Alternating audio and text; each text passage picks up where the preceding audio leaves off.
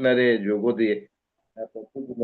କାହିଁକି ଏମିତି ପ୍ରଭୁ କେତେ ମାଙ୍କୁ ଆଉ ଭଉଣୀ ମାନଙ୍କୁ ଆଉ ଏଠି ଆମମାନଙ୍କୁ ନିକଟକୁ ଆଣୁଛନ୍ତି ଏ ରିଏଲ ମିନିଷ୍ଟ୍ରି ମାଧ୍ୟମରେ, ଯାହାକି ଆମମାନଙ୍କ ମଧ୍ୟରେ ଅଛନ୍ତି ମିନୁ ଭଉଣୀ, ମୋହିନୀ ମାଳି, ପ୍ରେମିକା ପାଲ, ତାପରେ ରୀନା ସିଷ୍ଟର, ଆଉ ଅଛନ୍ତି ଅମ୍ବିକା, ହେମଲତା ସୁନା ସିଷ୍ଟର। ଏମାନେ ଯୋଉ ଆସନ୍ତି ଆଉ ପ୍ରାର୍ଥନାରେ କଢେଇ ନିଅନ୍ତି, ଆଉ ଅନେକ ମା ମାନେ ମଧ୍ୟ କେତେ ମା ଅଛନ୍ତି, କେତେ ଭାଇ ମାନେ ବି ଅଛନ୍ତି, ସେମାନଙ୍କର ପ୍ରାର୍ଥନା ମତେ ଶକ୍ତିଯୁକ୍ତ ଭଳି ଲାଗେ। ତେଣୁ ମୁଁ ସବୁବେଳେ ସେମାନଙ୍କର ପ୍ରାର୍ଥନା ଆଶା କରିଥାଏ। ଆଉ ସେମାନେ ପ୍ରାର୍ଥନା ଯୋଗୁ ମୁଁ ଭାବୁଥିଲି ଯେ ସେଦିନ ସଦମ ହୋମରେ ଯଦି ଏମିତି 5-7 ଲୋକ ଥାନ୍ତେ କି 10 ଜଣ ଥାନ୍ତେ, ସେ ବି ନଷ୍ଟ ହେଇନଥାନ୍ତା। ଆଜି ଏ ଜୁମ୍ 6 ବର୍ଷ ପଦାର୍ପଣ ଗୋଟେ କାରଣ ହେଇଛି ଯେ ଏ ମା ମାନେ ଭାଇ ମାନଙ୍କର ପ୍ରାର୍ଥନା ହିଁ ଆଜି 6 ବର୍ଷ ପୂର୍ତ୍ତି ହେଇପାରିଛି। ତାଙ୍କ ମାନଙ୍କ ସମସ୍ତଙ୍କ ପ୍ରାର୍ଥନା ହିଁ ମୁଁ ସେଇଟା ଅନୁଭବ କରିଥିଲି। ଆଜି ରିଏଲ ମିନିଷ୍ଟ୍ରି ଯୋଉ ଦିନଠୁ ଆରମ୍ଭ ହେଇଛି, ବର୍ତ୍ତମାନ ଆଜି ତାର 6 ବର୍ଷ ପୂର୍ତ୍ତି ହେବାକୁ ଯାଇଛି। ସେ 6 ବର୍ଷ ପୂର୍ତ୍ତି ଅବସରରେ ମୁଁ ଏତିକି କଥା ଦୃଢତାର ସହ କହିବି ଯେ କେତେ ଯୋଉ ମା ମାନେ ଅଛନ୍ତି, କେତେ ଭାଇ ମାନେ ଅଛନ୍ତି, ସେମାନଙ୍କର ପ୍ରାର୍ଥନା, ସେମାନଙ୍କର ବୋଝଗ୍ରସ୍ତ ପ୍ରାର୍ଥନା ହିଁ ବର୍ତ୍ତମାନ ଏ ପର୍ଯ୍ୟନ୍ତ ଆମମାନଙ୍କୁ କଢେଇ ଆଣିପାରିଛି। ତେଣୁ ମୁଁ ପ୍ରଭୁଙ୍କୁ ଧନ୍ୟବାଦ ଦେବା ସହିତ ଏ ଯେତେ ମା ମାନେ ଜଏନ କରୁଛନ୍ତି, ଆଉ ତ ଅନେକ ମା ମାନେ ଅଛି, ମୁଁ ସମସ୍ତ ନାଁ କହୁନି, ପ୍ରକାଶ କରୁନି। ଆଉ ଜଣଙ୍କ ଜଣଙ୍କ ନାଁ ଯଦି ପ୍ରକାଶ କରିବି, ଆମର ଅଛନ୍ତି ପ୍ରବୀଣା ସିଷ୍ଟର ଅଛି, ରୀତା ଆନନ୍ଦ ଅଛନ୍ତି, ତାପରେ ପ୍ରଭାସିନୀ ଭଉଣୀ ଅଛନ୍ତି, এই ପ୍ରକାର ଅନେକ ମା ମାନେ ଅଛନ୍ତି ଯୋଉ ମା ମାନେ ପ୍ରତିଦିନ ଜଏନ କରନ୍ତି ଏବଂ ଆମମାନଙ୍କ ନିମନ୍ତେ ଆଉ ଅନେକ ଲୋକଙ୍କ ନିମନ୍ତେ, ଦେଶ ନିମନ୍ତେ ଏବଂ ଏ ରିଏଲ ମିନିଷ୍ଟ୍ରି ନିମନ୍ତେ, ହୋଷ୍ଟଙ୍କ ନିମନ୍ତେ, ଆଉ ଯେତେ ଆମେ ଜଏନ କରୁଛୁ, ଲିଙ୍କ ପାଇଛୁ, ସମସ୍ତଙ୍କ ନିମନ୍ତେ ବୋଝର ସହିତ ପ୍ରାର୍ଥନା କରନ୍ତି। ସେମାନଙ୍କର ପ୍ରାର୍ଥନା ହିଁ ମୁଁ ଆଜି ଅନୁଭବ କରିପାରୁଛି ଯେ 6 ବର୍ଷ ପୂର୍ତ୍ତି ହେବା ପାଇଁ ପ୍ରଭୁ ସୁନ୍ଦର ସୁଯୋଗ ଦେଇଛନ୍ତି। ତେଣୁ ଆସନ୍ତୁ ପ୍ରଭୁଙ୍କର ଗୌରବ ନିମନ୍ତେ ଏବଂ ମା ମାନେ ଯୋଉ ନିଜକୁ ତ୍ୟାଗ କରି, ନିଦ୍ରାକୁ ତ୍ୟାଗ କରି, ଅତି ଭୋର, ଏବେ ଶୀତ ଦିନ, ସମସ୍ତେ କମଳ ଗୁଡେଇକି ଶୋଇଥିବା କଥା, କିନ୍ତୁ ସେମାନେ ଆଗ୍ରହ ସହିତ ସମ୍ମୁଖକୁ ଆସି ଏଇ ଯୋଉ ବୋଝ ସେମାନଙ୍କୁ ପ୍ରଭୁ ଦେଇଛନ୍ତି, ତେଣୁ ସେମାନଙ୍କର ଉତ୍ସାହ ନିମନ୍ତେ ଏବଂ ପ୍ରଭୁଙ୍କର ଗୌରବ ନିମନ୍ତେ ଆସନ୍ତୁ ଉଚ୍ଚ କରତାଳେ ଦେଇକି ଆମେ ଆରମ୍ଭ କରିବା, ପ୍ରଭୁଙ୍କର ଧନ୍ୟବାଦ ଦେବା। ଆସନ୍ତୁ ସମସ୍ତେ କରତାଳେ ଦିଅନ୍ତୁ ଟିକେ।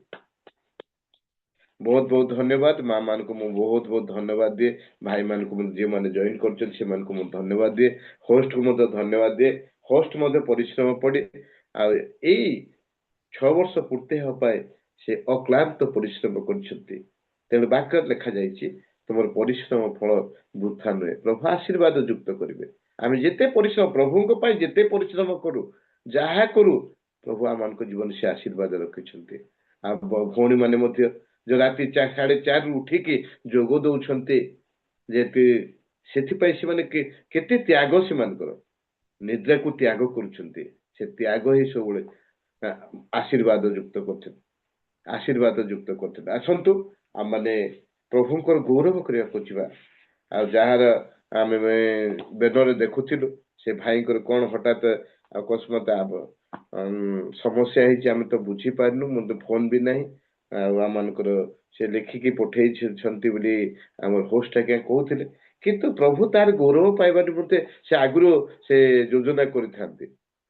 ସେ ଅନୁସାରେ ଆଉ ଆମର ବିଡିକା ଆଜ୍ଞା ନଥିଲେ ମଧ୍ୟ ଆଉ ଗୋଟେ ସେକେଣ୍ଡ ବିଡିକାକୁ ପାଇଛୁ, ଯେ ସେ ବିଡିକା ନହେଲେ ସେ ଲିମା, ରାଜେଶ ଲିମା ଆଜ୍ଞା, ସେ ମଧ୍ୟ ଏକ ଗୋସ୍ପେଲ ସିଙ୍ଗର। ଆଉ ପ୍ରଭୁ ସେ ପ୍ରକାର ତାଙ୍କୁ ବ୍ୟବହାର କରୁଛନ୍ତି। ଆଉ ସେ ପ୍ରଭୁ ଯୀଶୁଙ୍କ ନାମରେ ତାଙ୍କୁ ଆହ୍ୱାନ କରେ, ସେ ସମ୍ମୁଖକୁ ଆସିବେ, ଆମମାନଙ୍କୁ ୱାର୍ସିପରେ କଢେଇ ନେବେ। ଲିମା ଆଜ୍ଞା ନମସ୍କାର।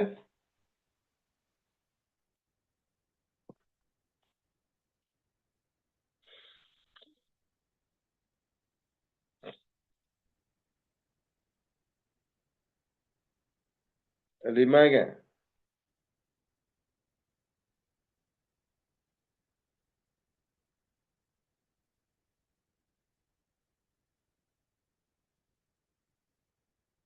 ଲିମା ଆଜ୍ଞା ପ୍ରସ୍ତୁତ ହଉଥିବେ ବୋଧେ ଆପଣଙ୍କର।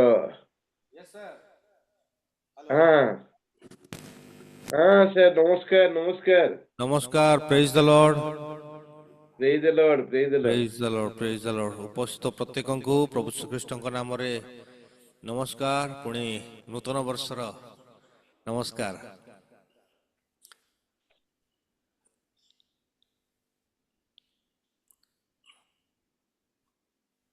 ସଦାପ୍ରଭୁ ପରମେଶ୍ୱରଙ୍କର ଗୌରବ ହଉ। ପ୍ରଭୁ ଆମମାନଙ୍କୁ ଅନୁଗ୍ରହ କରି ଜୀବିତ ମାନଙ୍କ ମଧ୍ୟରେ ସ୍ଥାନ ଦେଇଛନ୍ତି, ସେଥିପାଇଁ ମୁଁ ପ୍ରଭୁଙ୍କୁ ଧନ୍ୟବାଦ ଦିଏ। ଆସନ୍ତୁ ଆମମାନେ ଆରାଧନା କରିବା, ତାଙ୍କର ଗୌରବ ପ୍ରଶଂସା କରିବା। ଏଇ ଦିନକୁ ପ୍ରଭୁ ଆମମାନଙ୍କୁ ଦେଇଛନ୍ତି। ଅନେକ ଲୋକ ଏଇ ଦିନ ଦେଖିବା ପାଇଁ ସେମାନେ ଚାହିଁଥିଲେ, କିନ୍ତୁ ସେମାନେ ଦେଖିପାରିନାହାନ୍ତି। ମୋର ପ୍ରିୟମାନେ, ପ୍ରଭୁ ଆଜି ଆମମାନଙ୍କୁ ତାଙ୍କର ଅନୁଗ୍ରହରେ ଏଇ ଦିନଟି ଦେଇଛନ୍ତି। आज का दिन यहोवा ने बनाया है, हम इसमें आनंदित हो। आनंदरे ତାଙ୍କର ସେବା କରୁ, ଗାନ କରି ତାଙ୍କ ଛାମୁକୁ ଆସୁ।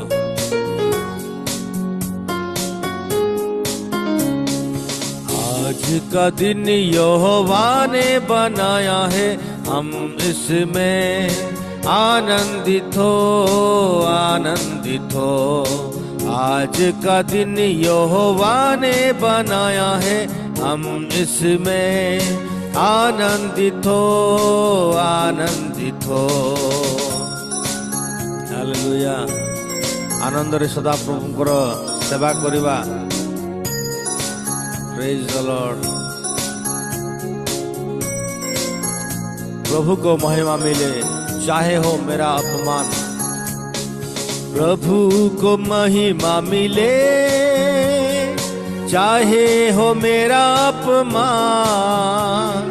प्रभु को महिमा मिले, चाहे हो मेरा अपमान।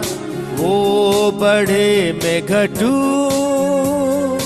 रहे उसी का ध्यान।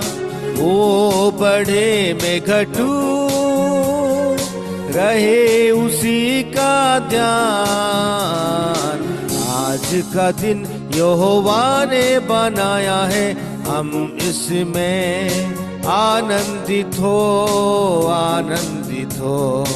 आज का दिन यहोवा ने बनाया है, हम इसमें आनंदित हो, आनंदित हो। हालेलुया। धन्यवाद प्रभु जी, धन्यवाद करते हैं, स्तुति करते हैं, तारीफ करते हैं आपका। हालेलुया।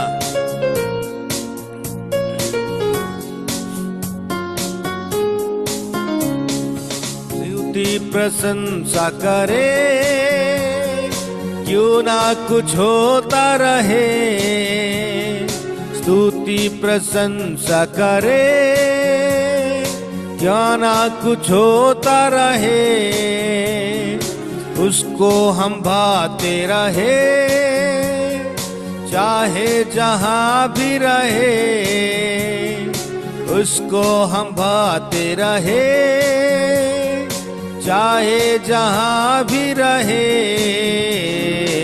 आज का दिन यहोवा ने बनाया है, हम इसमें आनंदित हो, आनंदित हो। दिन यहोवा ने बनाया है, हम इसमें आनंदित हो, आनंदित हो। हालेलुया। Praise the lord. प्रभु आज एई दिन आमनकु देइछंती तांकर उपस्थित बसिया पाए, तांकर गौरव प्रशंसा करिबा पाए। मोर प्रिय माने, आमने समस्ते तांकर गौरव करू, तांकर प्रशंसा करू। हालेलुया। Praise the Lord. केवल तांकर महिमा हो आमानकर जीवन द्वारा।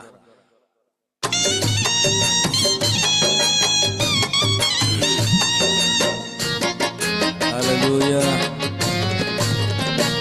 हे सदा प्रभु, हे सदा प्रभु, तुमरी नामर महिमा हेउ। हे सदा प्रभु, हे सदा प्रभु, तुमरी नामर प्रशंसा हेउ। तुमे मंगलमय, तुमे ତୁମେ କରୁଣାମୟ, ତୁମେ ମଙ୍ଗଳମୟ, ତୁମେ କରୁଣାମୟ, ତୁମ ବିନା କେହି ନାହିଁ ଅତି ନିଜର। ହେ ସଦା ପ୍ରଭୁ, ହେ ସଦା ପ୍ରଭୁ, ତୁମରି ନାମର ମହିମା ହେଉ। ହେ ସଦା ପ୍ରଭୁ, ହେ ସଦା ପ୍ରଭୁ, ତୁମରି ନାମର ପ୍ରଶଂସା ହେଉ। ହାଲେଲୁୟା। କେବଳ ତାଙ୍କର ନାମର ମହିମା ହେଉ, ତାଙ୍କର ଗୌରବ ହେଉ। ପ୍ରେଜ୍ ଦ ଲର୍ଡ। ହାଲେଲୁୟା। ମାଗିବା ଆଗରୁ ଦେଇଥାଅ ମତେ ଜୀବନର ଆବଶ୍ୟକ ଯେତେ। ପ୍ରାଣବାୟୁ ମୋର ଦେଇଛ ପ୍ରଭୁ ହେ, ବଞ୍ଚିଅଛୁ ତୁମ ଅନୁଗ୍ରହେ। ଆମେନ୍। କେବଳ ତାଙ୍କର ଅନୁଗ୍ରହ ମାନେ ବଞ୍ଚିଅଛୁ ମୋର ପ୍ରିୟ ମାନେ। ମାଗିବା ଆଗରୁ ଦେଇଥାଅ ମତେ ଜୀବନର ଆବଶ୍ୟକ ଯେତେ। ପ୍ରାଣବାୟୁ ମୋର ଦେଇଛ ପ୍ରଭୁ ହେ, ବଞ୍ଚିଅଛୁ ତୁମ ଅନୁଗ୍ରହେ। ତୁମେ ଦୟା ସାଗର, ତୁମେ କ୍ଷମା ସାଗର, ତୁମେ ଦୟା ସାଗର, ତୁମେ କ୍ଷମା ସାଗର। ତୁମେ ତ ଅଛ ମୋ ଅତି ନିଜର। ହେ ସଦା ପ୍ରଭୁ, ହେ ସଦା ପ୍ରଭୁ, ତୁମରି ନାମର ମହିମା ହେଉ। ହେ ସଦା ପ୍ରଭୁ, ହେ ସଦା ପ୍ରଭୁ, ତୁମରି ନାମର ପ୍ରଶଂସା ହେଉ। ହାଲେଲୁୟା। ଆମମାନଙ୍କୁ ସେ ଧୂଳିରୁ ଉଠେଇ ତାଙ୍କର ପରିଚୟ ଦେଇଛନ୍ତି ମୋର ପ୍ରିୟ ମାନେ। ଆମମାନଙ୍କର କୌଣସି ସତ୍ତା ନଥିଲା, ତାଙ୍କର ପରିଚୟ ସେ ଆମମାନଙ୍କୁ ଦେଇଛନ୍ତି। ଧୂଳିରୁ ଉଠାଇ ପରିଚୟ ଦେଲ, ତୁମେ ହିଁ ମୋ ଦୃଢ଼ ଆଶ୍ରୟ। ରଖିଛ ସୁସ୍ଥିର ଆତ୍ମାଙ୍କୁ ମୋହର, ସୁସ୍ଥତା ଦେଇ ଶରୀର। ଆମେନ୍। ହାଲେଲୁୟା। ଓ ଧୂଳିରୁ ଉଠାଇ ପରିଚୟ ଦେଲ, ତୁମେ ହିଁ ମୋ ଦୃଢ଼ ଆଶ୍ରୟ। ରଖିଛ ସୁସ୍ଥିର ଆତ୍ମାଙ୍କୁ ମୋହର, ସୁସ୍ଥତା ଦେଇ ଶରୀର।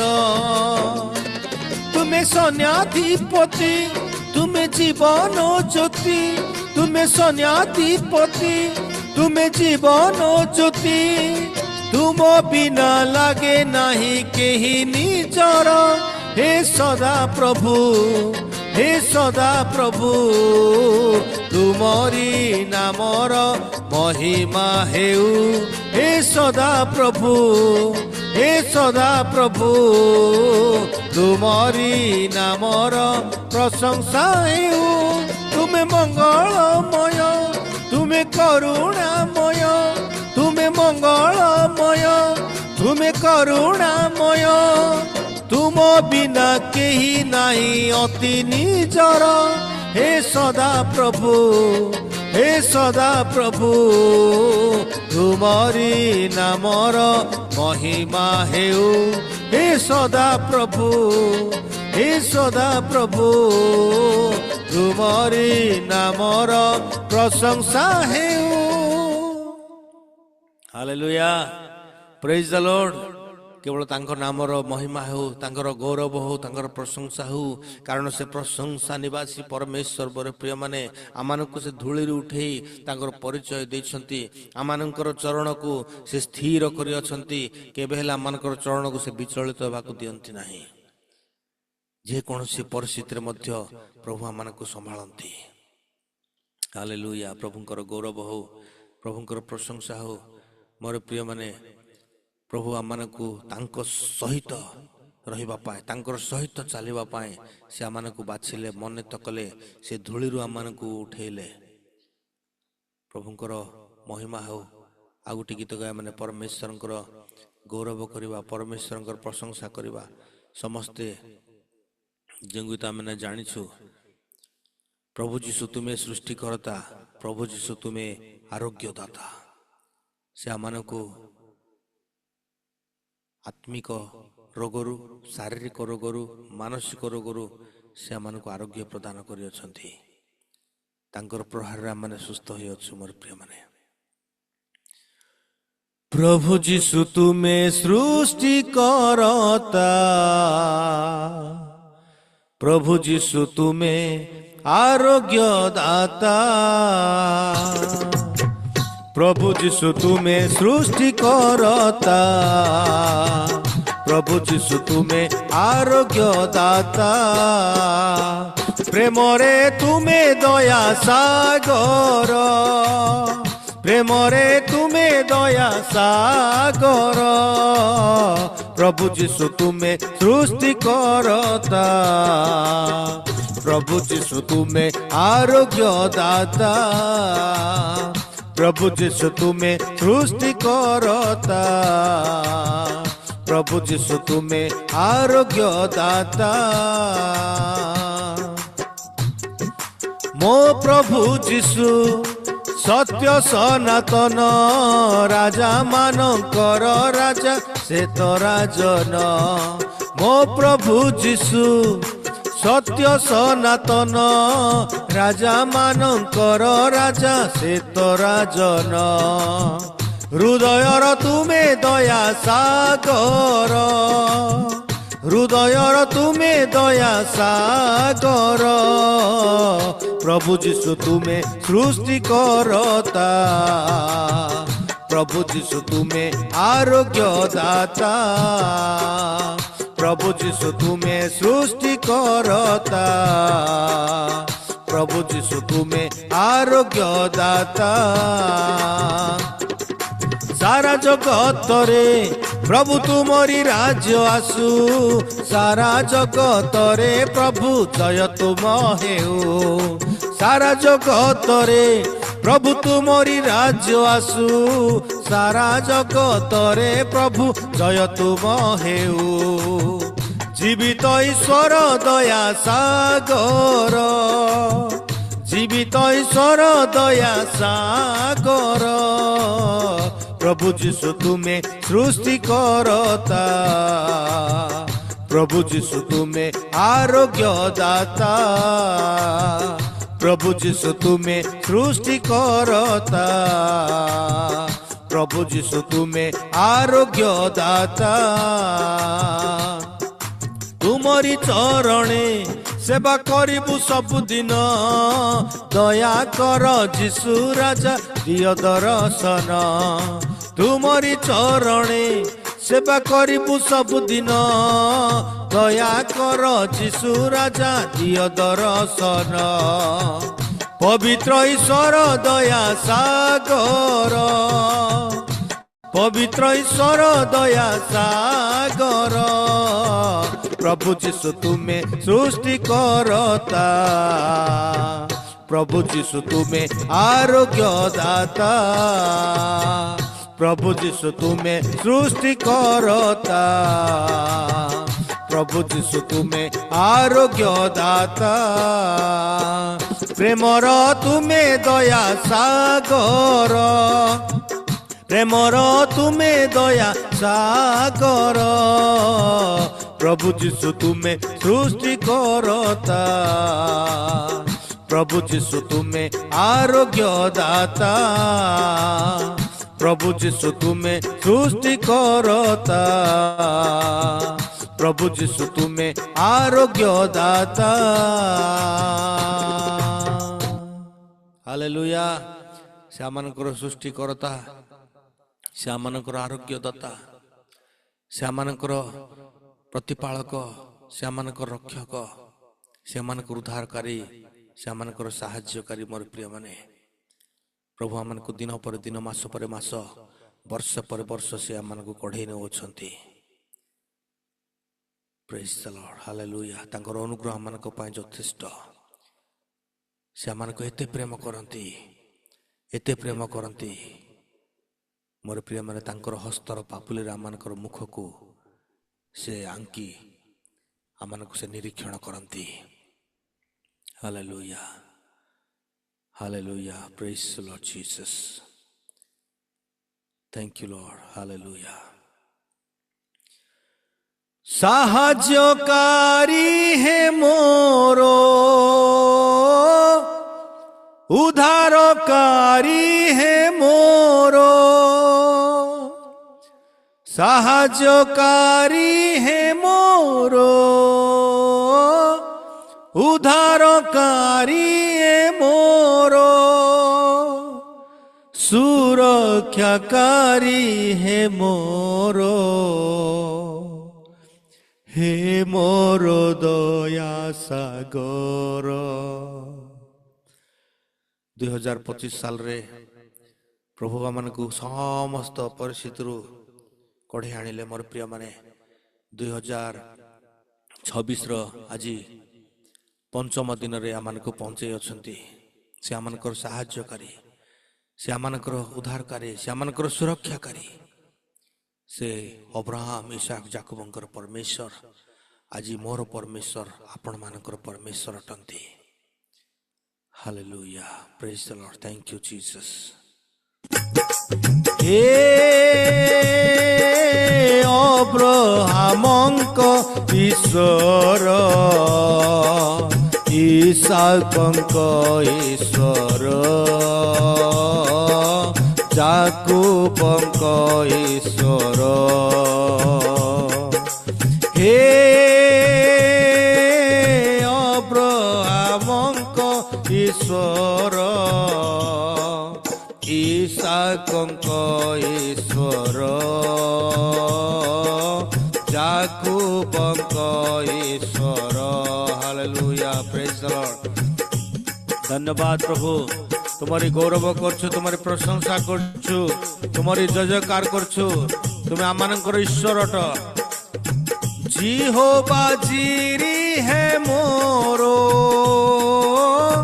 ଜିହୋବା ନିସି ହେ ମୋର,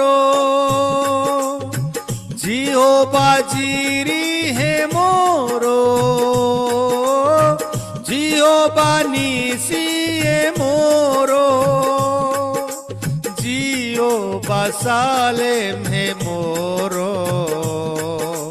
ହେ ମୋର ଦୟା ସାଗର। ଜିହୋବା ସାଲେମ ହେ ମୋର, ହେ ମୋର ଦୟା ସାଗର। ଜିହୋବା ରାଫା ହେ ମୋର, ଜିହୋବା ରୋହି ହେ ମୋର,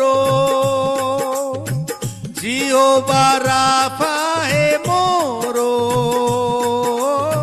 ଜିହୋବା ରୋହି ହେ ମୋର, ଇମାନୁଏଲ ଈଶ୍ୱର, ହେ ମୋର ଦୟା ସାଗର। ଇମାନୁଏଲ ଈଶ୍ୱର, ହେ ମୋର ଦୟା ସାଗର। ସାହାଯ୍ୟକାରୀ ହେ ମୋର, ଉଦ୍ଧାରକାରୀ ହେ ମୋର, ସାହାଯ୍ୟକାରୀ ହେ ମୋର, ଉଦ୍ଧାରକାରୀ ହେ ମୋର, ସୁରକ୍ଷାକାରୀ ହେ ମୋର, ହେ ମୋର ଦୟା ସାଗର। ସୁରକ୍ଷାକାରୀ ହେ ମୋର, ହେ ମୋର ଦୟା ସାଗର। ହେ ଅବ୍ରାହମଙ୍କ ଈଶ୍ୱର, ଇସାକଙ୍କ ଈଶ୍ୱର, ଯାକୋବଙ୍କ ଈଶ୍ୱର, हालेलुया प्रेज द लॉर्ड। धन्यवाद प्रभु, तुम्हारी गौरव करछु, तुम्हारी प्रशंसा करछु, तुम्हारी जय जयकार करछु। तुम्हें महान परमेश्वर, तुम्हें जिहोवा राफा आरोग्यकारी परमेश्वर, जिहोवा जिरे समस्त आवश्यक जगेवा परमेश्वर, जिहोवा शालोम तुम्हें शांति देवा परमेश्वर, तुम्हें प्रभु आमानकर रक्षक, तुम्हें आमानकर प्रतिपालक, प्रभु आमानकर प्रत्येक परिस्थिति तुम्हें कढ़े आणुवा सकाश आम तुमको धन्यवाद देउछु। तुम्हारी मंगल दान सकाश धन्यवाद। तुम्हें इमानुएल परमेश्वर आमानकर सहित ईश्वर, धन्यवाद धन्यवाद धन्यवाद। हालेलुया तुम्हारे चरण तले उबड़ होई प्रणाम करुछु, तुम्हारी गौरव करछु, तुम्हारी प्रशंसा करछु। प्रभु तुम्हें महान, तुम्हें एकमात्र प्रशंसनीय परमेश्वर, तुम्हारी कार्य महान अटे, तुम्हारी विक्रमी कार्य सकाश हमें तुमको धन्यवाद देउछु। तुम्हारे से शक्तिशाली कार्य सकाश धन्यवाद देउछु परमेश्वर। आमानकर जीवन रे जो समस्त आश्चर्य कार्य करियछ धन्यवाद। तुम नाम इमानुएल, तुम नाम आश्चर्य, तुम नाम अपराक्रांत परमेश्वर। हालेलुया धन्यवाद धन्यवाद धन्यवाद। Hallelujah thank you Jesus. जगत मुक्ति दातांकु निजरु दे स्थान, जगत मुक्ति दातांकु निजरु दे स्थान, गाइबा यीशुଙ୍କ नाम चरणे करी प्रणाम, गाइबा यीशुଙ୍କ नाम चरणे करी प्रणाम। जगत मुक्ति दातांकु निजरु दे स्थान, जगत मुक्ति दातांकु निजरु दे स्थान,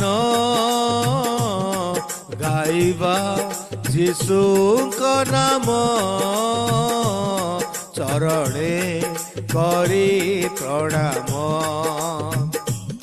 गाइबा यीशुଙ୍କ नाम चरणे करी प्रणाम। केते प्रेम देई जगत बंचाई आशीष बरसाई, केड़े प्रेम देई जगत बंचाई आशीष बरसाई, बंचाइल तुम जीवन देई से प्रेम को आओ भूलई नाई, बंचाइल तुम जीवन देई से प्रेम को आओ भूलई नाही। गाइबा यीशुଙ୍କ नाम चरणे करी प्रणाम, गाइबा यीशुଙ୍କ नाम चरणे करी प्रणाम। जगत मुक्ति दातांकु निजरु दे स्थान, आमरी त्राण कर्तांकु निजरु दे स्थान, गाइबा यीशुଙ୍କ नाम चरणे करी प्रणाम। हालेलुया गाइबा यीशुଙ୍କ नाम चरणे करी प्रणाम, चरणे करी प्रणाम। हालेलुया धन्यवाद धन्यवाद प्रभु, तुम्हारी चरण तले उपड़ होई प्रणाम करुछु। चारि प्राणी 24 प्राचीन मुख को आच्छादन करी भयर सहित तुम निकट उबुड़ होई प्रणाम करी कहती, ପ୍ରେମମୟ ଧର୍ମମୟ ଧର୍ମମୟ ପବିତ୍ର ପବିତ୍ର ପବିତ୍ର ଅତି ପବିତ୍ର ପ୍ରଭୁ ସେମାନଙ୍କର ସହିତ ଆମମାନଙ୍କୁ ମଧ୍ୟ ତୁମେ ବାଛିଲ ତୁମରି ଗୌରବ ପ୍ରଶଂସା କରିବା ପାଇଁ ତୁମର ଚରଣ ତଳେ ପ୍ରଣାମ କରୁଅଛୁ ପ୍ରଭୁ ସେଦିନ ପଣ୍ଡିତ ମାନେ ଆସି ତୁମକୁ ପ୍ରଣାମ କଲେ ଓ ପ୍ରଭୁ ତୁମେ ଧନ୍ୟ ପ୍ରଭୁ ତୁମେ ଧନ୍ୟ ତୁମେ ମହାନ ପରମେଶ୍ୱର ତୁମରି ଯୋଜନା ତୁମରି ସଂକଳ୍ପ ତୁମରି କାର୍ଯ୍ୟ ମହାନ ଅଟେ ହାଲେଲୁୟା ଧନ୍ୟବାଦ ତୁମେ ଆମମାନଙ୍କୁ ତୁମରି ପରିଚୟ ଦେଇଛ ପ୍ରଭୁ ତୁମେ ଆମମାନଙ୍କୁ ଧୂଳିରୁ ଉଠେଇଛ ପ୍ରଭୁ ଧନ୍ୟବାଦ ଦେଉଛୁ ତୁମର ଉପସ୍ଥିତିରେ ଗମନାଗମନ କରିବା ପାଇଁ ତୁମର ଉପସ୍ଥିତିରେ ବସି ତୁମରି ଗୌରବ ପ୍ରଶଂସା କରିବା ପାଇଁ ତୁମରି ଜୀବନ୍ତ ବାକ୍ୟ ଶ୍ରବଣ କରିବା ପାଇଁ ଆମମାନଙ୍କୁ ପ୍ରତିଦିନ ତୁମେ ସୁଯୋଗ ସମୟ ଦେଉଛ ସେଥିପାଇଁ ଧନ୍ୟବାଦ ଧନ୍ୟବାଦ ଦେଉଛୁ ପ୍ରଭୁ ଆଜି ଏହି ବର୍ଷର ପଞ୍ଚମ ଦିନରେ ଆମମାନଙ୍କୁ ଆଣି ତୁମେ ପହଞ୍ଚାଇଥିବା ସକାଶୁ ଏହା କେବଳ ତୁମର ମଙ୍ଗଳ ଦୟା ଆମମାନଙ୍କ ଜୀବନରେ ଧନ୍ୟବାଦ ସକଳ ଆଦର ମହିମା ଗୌରବ ପୂଜା ପ୍ରଶଂସା କେବଳ ତୁମକୁ ଦେଉଛୁ ଉପସ୍ଥିତ ରିଏଲ ମିନିଷ୍ଟ୍ରି ଉପାସନାରେ ଉପସ୍ଥିତ ପ୍ରତ୍ୟେକଙ୍କ ଜୀବନ ଦ୍ୱାରା ତୁମେ ମହିମା ପାଅ ତୁମେ ଗୌରବ ପାଅ ତୁମେ ପ୍ରଶଂସିତ ହୁଅ ସକଳ ଆଦର ମହିମା ଗୌରବ କେବଳ ତୁମକୁ ଦେଇ ଯୀଶୁଙ୍କ ନାମରେ ଉତ୍ସର୍ଗ କଲି ପିତା ଆମେନ୍ ଆମେନ୍ ଆମେନ୍ ପ୍ରେଜ୍ ଦ ଲର୍ଡ ସାର୍ ବହୁତ ବହୁତ ଧନ୍ୟବାଦ ଥ୍ୟାଙ୍କ ୟୁ ପ୍ରେଜ୍ ଦ ଲର୍ଡ ପ୍ରଭୁଙ୍କର ମହତ ନାମକୁ ଧନ୍ୟବାଦ ଦେବା ସଙ୍ଗେ ସଙ୍ଗେ ଆମଙ୍କର ମୁଁ କହିବି ଏଭେରେଡି ଏଇଟା କୁହନ୍ତି ଏଭେରେଡି ଆପଣମାନେ ଜାଣିଥିବେ ଏଭେରେଡି ବ୍ୟାଟେରୀ ଲଗେଇ ଦେ ସୁଇଚ ମାନେ ଧଡକିନା ଜଳିଯିବ ସେଇ ପ୍ରକାର ଆମମାନଙ୍କର ଦାସ ଡିମା ମହାଶୟଙ୍କୁ ବହୁତ ବହୁତ ଧନ୍ୟବାଦ ଦେବି ମାନେ ଯେତେବେଳେ ଆମର ହୋଷ୍ଟ ଆଜ୍ଞା ଫୋନ କଲେ ସେ ଏଭେରେଡି ପରା ଆସିବା ଯେମିତି ସେ ଆମମାନଙ୍କୁ ଆରାଧନାରେ କଢେଇ ନେଲେ ମୁଁ ଭାବୁଥିଲି ଆଜି ତ କେଟା ଗୋଟେ ମାଆକୁ ଦେଇକି ହେଲେ ଆଡଜଷ୍ଟମେଣ୍ଟ କରିବାକୁ ପଡିବ କିନ୍ତୁ ପ୍ରଭୁ ତାଙ୍କର ଗୌରବ ପାଇବା ପାଇଁ ସେ ଏମିତି ଲୋକମାନଙ୍କୁ ମନୋନୀତ କରିଥାନ୍ତି ପ୍ରଭୁ ସାଙ୍ଗେ ସାଙ୍ଗେ ପ୍ରଭୁଙ୍କ ଦାସ ଯୋଉଟା କି ଗୋସ୍ପେଲ ସିଙ୍ଗର ସେ ପ୍ରଭୁଙ୍କ ସେବା କାର୍ଯ୍ୟରେ ଅଛନ୍ତି ଆଉ ଏହି ପ୍ରକାର ଭାବେ ଆମ ସମ୍ମୁଖକୁ ଆସିଲେ ପ୍ରଭୁଙ୍କର ଗୌରବ ସହିତ ପ୍ରତ୍ୟେକଙ୍କର ହୃଦୟ ସ୍ପର୍ଶୀ ଆରାଧନା ମାଧ୍ୟମରେ ଆମମାନଙ୍କୁ କଢେଇ ନେଇଛନ୍ତି ପ୍ରଭୁ ତାଙ୍କୁ ତାଙ୍କ ସେବା କାର୍ଯ୍ୟ ବହୁଳ ଭାବେ ଆଶୀର୍ବାଦ କରନ୍ତୁ ଆସନ୍ତୁ ଆମମାନଙ୍କର ବକ୍ତା ଆଜ୍ଞା ଜଏନ କଲେ କି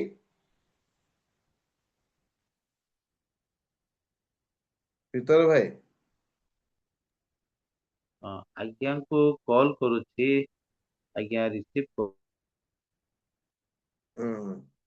ହଉ ଠିକ ଅଛି ଆମେ ପ୍ରାର୍ଥନା କରିବା ଆମମାନଙ୍କ ମଧ୍ୟରେ ସୁନା ଭଉଣୀ ଅଛନ୍ତି ମୁଁ ତାଙ୍କୁ ଅନୁରୋଧ କରୁଛି ଆଉ ଏ ପର୍ଯ୍ୟନ୍ତ ବକ୍ତା ଜଏନ ହେଇନାହାନ୍ତି ଆସନ୍ତୁ ଆମେ ପ୍ରାର୍ଥନା କରିବା ଯେ ପ୍ରକାର ତାଙ୍କ ନେଟୱାର୍କ ପ୍ରୋବ୍ଲେମ କଣ ପ୍ରୋବ୍ଲେମ ଥିବ ଆଉ ଅତି ଶୀଘ୍ର ଜଏନ କରିବେ ନାଇଁ ବୋଲେ ଆମମାନଙ୍କର ହୋଷ୍ଟ ଆଜ୍ଞା ପ୍ରସ୍ତୁତ ଥିବେ ଆଉ ସମସ୍ତ କାର୍ଯ୍ୟ କରିବା ପାଇଁ ଆଉ ସୁନା ଭଉଣୀ ନମସ୍କାର ଆସନ୍ତୁ ପ୍ରାର୍ଥନା କରନ୍ତୁ ଆଉ ଆମମାନଙ୍କର ୱାର୍ସିପ କରୁଥିବା ଭାଇଙ୍କ ନିମନ୍ତେ ତାଙ୍କର ମିନିଷ୍ଟ୍ରି ନିମନ୍ତେ ତାଙ୍କ ପରିବାର ନିମନ୍ତେ ପ୍ରାର୍ଥନା କରନ୍ତୁ ଆଉ ଆମେ ଯେତେ ଲୋକ ଜଏନ କରୁଛୁ ଆଉ ଏଇ ପ୍ରଭୁଙ୍କର ଗୌରବ କରିବା ନିମନ୍ତେ ଆରାଧନା କରିବା ପାଇଁ ଉପସ୍ଥିତ ଅଛୁ ସମସ୍ତଙ୍କ ନିମନ୍ତେ ପ୍ରାର୍ଥନା କରନ୍ତୁ ଆଉ ବକ୍ତା ଏ ପର୍ଯ୍ୟନ୍ତ ଜଏନ କରିନାହାନ୍ତି କଣ ହେଇଛି ଆଉ ତେଣୁ ବକ୍ତାଙ୍କ ପାଇଁ ମଧ୍ୟ ପ୍ରାର୍ଥନା କରନ୍ତୁ ସମସ୍ତଙ୍କୁ ପ୍ରେଜ୍ ଦ ଲର୍ଡ ନମସ୍କାର ପ୍ରେଜ୍ ଦ ଧନ୍ୟବାଦ। ଲର୍ଡ ଦିଦି ଆଉ ମୋ ସ୍ୱାମୀ ଏବେ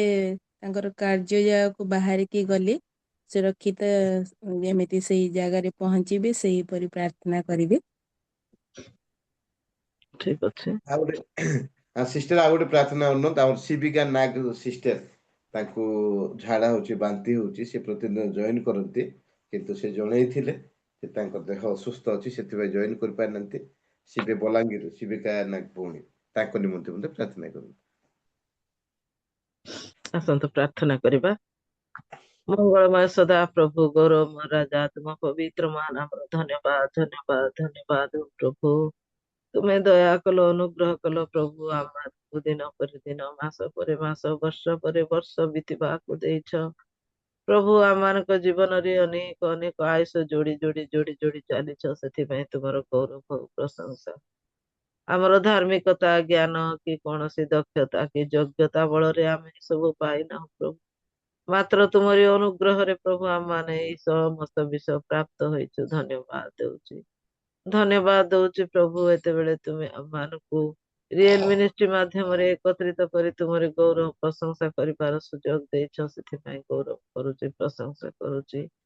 ପ୍ରଭୁ, ପରିଛା ଭାଇନା କହିଲା ଭଳି ପ୍ରଭୁ, ଅନେକ ସମୟରେ ଅନେକଙ୍କର ପ୍ରାର୍ଥନା ହିଁ ପ୍ରଭୁ ଅନେକଙ୍କୁ ଶାନ୍ତି ସାନ୍ତ୍ୱନା ଦେଇଥାଏ, ଅନେକଙ୍କର ଧୈର୍ଯ୍ୟ ଦେଇଥାଏ, ଅନେକ ବିଷୟରେ ପ୍ରଭୁ ଆଶୀର୍ବାଦ କରିଥାଏ। ପ୍ରଭୁ, ବିଭିନ୍ନ ଲୋକ ସୁସ୍ଥତା ପାଉଛନ୍ତି, ବିଭିନ୍ନ ଲୋକ ସାନ୍ତ୍ୱନା ପାଉଛନ୍ତି, ବିଭିନ୍ନ ଲୋକ ପ୍ରଭୁ ଅନେକ ପ୍ରକାର କୃତକାର୍ଯ୍ୟ ହେଉଅଛନ୍ତି ବାପା, ସେଥିପାଇଁ ତୁମର ଗୌରବ ପ୍ରଶଂସା ହଉ। ସେଦିନ ଯେପରି ପାଉଲ ସିଲା ବନ୍ଦୀଶାଳାରେ ଥିବା ସମୟରେ ତାଙ୍କ ପାଇଁ ମଣ୍ଡଳୀ ପ୍ରାର୍ଥନା କରିଥିଲେ ବୋଝଗ୍ରସ୍ତ ଭାବରେ, ଆଉ ସେଇ ପ୍ରାର୍ଥନା ସେମାନଙ୍କୁ ବନ୍ଧନମୁକ୍ତ କରିଥିଲା। ସେଇ ପ୍ରକାର ପ୍ରଭୁ ଆଜି ରିଏଲ ମିନିଷ୍ଟ୍ରି ପାଇଁ ଆମେ ପ୍ରାର୍ଥନା କରୁଛୁ, ତୁମେ ଦୟା କର, ଅନୁଗ୍ରହ କର। ଏଇ ରିଏଲ ମିନିଷ୍ଟ୍ରି କାର୍ଯ୍ୟକ୍ରମଟି ପ୍ରଭୁ ଯୁଗ ଶେଷ ପର୍ଯ୍ୟନ୍ତ ଚାଲୁ ବୋଲି ଆମେ ପ୍ରାର୍ଥନା କରୁଛୁ ବାପା। ଅନେକଙ୍କ ନିକଟରେ ପହଞ୍ଚୁ ପ୍ରଭୁ, ଅନେକ ହଜାତ୍ମା ଲାଭ ହୁଅନ୍ତୁ ପ୍ରଭୁ, ଅନେକ ଦିନ ଦୁଃଖୀ ଦରିଦ୍ର ଶୋକାର୍ତ ପୀଡ଼ିତ ସାନ୍ତ୍ୱନା ପାଆନ୍ତୁ, ଅନେକଙ୍କର ଉପକାରରେ ଆସୁ ବୋଲି ଆମେ ପ୍ରାର୍ଥନା କରୁଛୁ ବାପା। ତୁମେ ଦୟା କର ପ୍ରଭୁ, ଅନୁଗ୍ରହ କର, ପ୍ରତ୍ୟେକଙ୍କୁ ଏକ ପ୍ରାର୍ଥନାଶୀଳ ଜୀବନ ଦିଅ। ସମସ୍ତେ ଯେପରି ବୋଝର ସହିତ ପ୍ରାର୍ଥନା କରି ତୁମର ଗୌରବ କରିବୁ, ପ୍ରଶଂସା କରିବୁ, ସାହାଯ୍ୟ କର। ହେ ମଙ୍ଗଳମୟ ସଦା ପ୍ରଭୁ, ଏତେବେଳେ ତୁମର ଚରଣ ତଳେ ବସୁ ବସୁ ପ୍ରଭୁ ଆଜିର ଉପାସନା ଦ୍ୱିତୀୟ ଭାଗ ସେସନରେ ପ୍ରଭୁ ତୁମରି ପ୍ରିୟ ଦାସ ଆଜି ଲିଡିଂ କରି ନଉଅଛନ୍ତି। ହେ ମଙ୍ଗଳମୟ ପ୍ରଭୁ, ତାଙ୍କ ଜୀବନରେ ଆସିଥିବା ଦୁଃଖ ଶାନ୍ତି ପ୍ରଭୁ ସବୁ ତୁମେ ଦୂର କର, ତୁମେ ତାଙ୍କୁ ଶାନ୍ତି ସାନ୍ତ୍ୱନା ଦିଅ, ଦୁଃଖ ଦୂର କର ପ୍ରଭୁ, ତୁମେ ଦୁଃଖର ପରିବର୍ତ୍ତେ ସୁଖ ଦେବାର ପରମେଶ୍ୱର। ସମସ୍ତ ମଙ୍ଗଳରୁ ରକ୍ଷା କରି ତୁମର ଗୌରବ କରିବାକୁ ସାହାଯ୍ୟ କର। ଏଇ ଦିନ ମାନଙ୍କରେ ପୂର୍ଣ୍ଣ ଦୀର୍ଘାୟୁ ଦିଅ ପ୍ରଭୁ, ତୁମରି ରାଜ୍ୟ କାର୍ଯ୍ୟ ନିମନ୍ତେ ଆହୁରି ବ୍ୟବହୃତ ହୋଇ ତୁମର ଗୌରବ ପ୍ରଶଂସା କରିବେ, ସାହାଯ୍ୟ କର ପ୍ରଭୁ। ତୁମେ ଅନାଥର ନାଥ, ବେସାହାରାର ସାହାରା ଅଟ। ତୁମେ ପ୍ରତ୍ୟେକ ପରିସ୍ଥିତିରେ ତୁମେ ତାଙ୍କୁ ଆଶୀର୍ବାଦ କର ପ୍ରଭୁ, ଦୟା କର, ଅନୁଗ୍ରହ କର। ପ୍ରାର୍ଥନା କରୁଛି ପ୍ରଭୁ, ଏତେବେଳେ ଇଣ୍ଟରସେସରୀ ପ୍ରେୟାରରେ ଯୋଉ ପ୍ରାର୍ଥନା ଯୋଦ୍ଧା ଭାଇ ଭଉଣୀ ମାନେ ପ୍ରାର୍ଥନା କରିଅଛନ୍ତି, ପ୍ରତ୍ୟେକଙ୍କୁ ତୁମେ ଆଶୀର୍ବାଦ କର, ଦୟା କର, ପ୍ରତ୍ୟେକଙ୍କ ଦ୍ଵାରା ତୁମେ ଗୌରବାନ୍ୱିତ ହୁଅ ପ୍ରଭୁ। ଯାହା ସମସ୍ତ ପ୍ରାର୍ଥନୀୟ ବିଷୟ ରଖାଯାଇଥିଲା, ସବୁ ବିଷୟ ପ୍ରତି ତୁମର ଅନୁଗ୍ରହ ପ୍ରଦାନ କର। ଲିଡ୍ କରୁଥିବା ରୀନା ଭଉଣୀକୁ ମଧ୍ୟ ଆଶୀର୍ବାଦ କର ପ୍ରଭୁ, ତୁମେ ତାଙ୍କୁ ଆହୁରି ପ୍ରଭୁ ଅନୁଗ୍ରହରେ ପରିପୂର୍ଣ୍ଣ କର। ତାଙ୍କର ଅବସ୍ଥା ତୁମେ ଜାଣୁଛ ପ୍ରଭୁ, ତୁମେ ତାଙ୍କୁ ଝିଅକୁ ଆଶୀର୍ବାଦ କରି ତୁମର ବାହୁଛା ତଳେ ଆବରି ରକ୍ଷା କର, ସମସ୍ତ ଅନୁଗ୍ରହ ଦାନରେ ପରିପୂର୍ଣ୍ଣ କର, ସୁସ୍ଥ ସ୍ୱାସ୍ଥ୍ୟ ଦିଅ। ପ୍ରାର୍ଥନା କରୁଛି ରିଏଲ ମିନିଷ୍ଟ୍ରିର ହୋଷ୍ଟ ଆଜ୍ଞାଙ୍କ ପାଇଁ, ତୁମେ ତାଙ୍କର ସହବର୍ତ୍ତୀ ଈଶ୍ୱର ହୁଅ, ଆगे ପଛେ ବାମ ସୁରକ୍ଷା ଦିଅ। ତାଙ୍କର ମୋବାଇଲ ଠିକ ନାହିଁ ବୋଲି କହୁଛନ୍ତି ପ୍ରଭୁ, ସେ ଯେପରି ତାହା ସଜାଡି ପାରିବେ କିମ୍ବା ନୂତନ ମୋବାଇଲ ଖଣ୍ଡକ ପାଇ ତୁମର ଗୌରବ ପ୍ରଶଂସା କରିବେ ପ୍ରଭୁ, ସାହାଯ୍ୟ କର। ସେ ପରିବାର ମଙ୍ଗଳ କର, ଛୁଆ ଦୁଇଟିକୁ ଉଭୟ ସ୍ୱାମୀ ସ୍ତ୍ରୀଙ୍କର ସହିତ ପ୍ରାର୍ଥନା କରୁଛି। ଏତେବେଳେ ପ୍ରଭୁ ତୁମରି ପ୍ରିୟ ଦାସ ଆସିଛନ୍ତି ପ୍ରଭୁ, ଆରାଧନା କରିଛନ୍ତି ବାପା। ହେ ମଙ୍ଗଳମୟ ସଦା ପ୍ରଭୁ, ତୁମେ ସର୍ବଦା ପ୍ରଭୁ ପ୍ରଶଂସାର ଭାଜନ ପରମେଶ୍ୱର ଅଟ। ସ୍ୱର୍ଗର ଅଗଣିତ ଦୂତ ସାଧୁଙ୍କ ଦ୍ଵାରା ସେବିତ ପୂଜିତ ପରମେଶ୍ୱର, ସ୍ୱହସ୍ତ ନିର୍ମିତ ମନୁଷ୍ୟର ଏହି ଆରାଧନାକୁ ତୁମେ ଚାହିଁ ବସିଛ, ସେଥିପାଇଁ ମନୁଷ୍ୟକୁ ସୃଷ୍ଟି କରିଛ ପ୍ରଭୁ। ଆଜି ତୁମ ନିକଟରେ ପ୍ରଭୁ ଆମେ ଯେତେ ଜଣ ବସିଛୁ ପ୍ରଭୁ, ରାଜେଶ ଆଜ୍ଞାଙ୍କ ସହିତ ଆମେ ଆରାଧନାରେ ତୁମ ଚରଣ ତଳକୁ ଆସିଅଛୁ ବାପା। ତୁମେ ଆମମାନଙ୍କର ଆରାଧନାକୁ ଗ୍ରହଣ କର। ହେ ମଙ୍ଗଳମୟ ପ୍ରଭୁ, এই ଆରାଧନା ତୁମ ନିକଟରେ ସୁଗନ୍ଧି ଧୂପ ନ୍ୟାୟ ଗ୍ରହଣ ଯୋଗ୍ୟ ହେଉ ବୋଲି ପ୍ରାର୍ଥନା କରୁଛି ବାପା। ତୁମେ ସେ ଆଜ୍ଞାଙ୍କର ମୁଖ ଦ୍ଵାରା ପ୍ରଶଂସନିତ ହୋଇଛ, ତୁମେ ତାଙ୍କୁ ଆହୁରି ଆହୁରି ଆଶୀର୍ବାଦ କର, ସେ ପରିବାର ମଙ୍ଗଳ କର। ବିଶେଷ କରି ପ୍ରଭୁ ସେ ଯେଉଁ ସ୍ଥାନକୁ ତୁମରି ବାକ୍ୟ ଘେନି ଯାଉଛନ୍ତି, ଯେଉଁ ସ୍ଥାନରେ ତୁମ ରାଜ୍ୟ ପାଇଁ କାର୍ଯ୍ୟ କରୁଛନ୍ତି, ତାଙ୍କର ମିନିଷ୍ଟ୍ରି ପାଇଁ ପ୍ରାର୍ଥନା କରୁଛୁ ମଙ୍ଗଳମୟ ସଦା ପ୍ରଭୁ, ତୁମେ ତାଙ୍କୁ ଆଶୀର୍ବାଦ କର। ଆହୁରି ତୁମରି ଆତ୍ମାରେ ଅଭିଷେକ କରି ପ୍ରଭୁ ତୁମେ ତାଙ୍କୁ ଅନେକଙ୍କ ନିକଟରେ ପହଞ୍ଚିବାକୁ ସାହାଯ୍ୟ କର। ସମସ୍ତ ମଙ୍ଗଳରୁ ରକ୍ଷା କର ବାପା, ତାଙ୍କର ଆଗେ ପଛେ ବାମେ ଡାହାଣେ ସୁରକ୍ଷା ଦିଅ। ହଁ ପ୍ରଭୁ, ତୁମେ ତାଙ୍କ ମୁଖ ଦ୍ୱାରା ଗୌରବାନ୍ୱିତ ପ୍ରଶଂସନିତ ହୋଇଅଛ। ସେହି ପ୍ରକାର ପ୍ରଭୁ ଜୀବନର ଶେଷ ମୁହୂର୍ତ୍ତ ପର୍ଯ୍ୟନ୍ତ ତୁମଠାରେ ବିଶ୍ୱସ୍ତ ରହିବାକୁ ସାହାଯ୍ୟ କର। ସମସ୍ତ ଆଶୀର୍ବାଦରେ ପରିପୂର୍ଣ୍ଣ କର।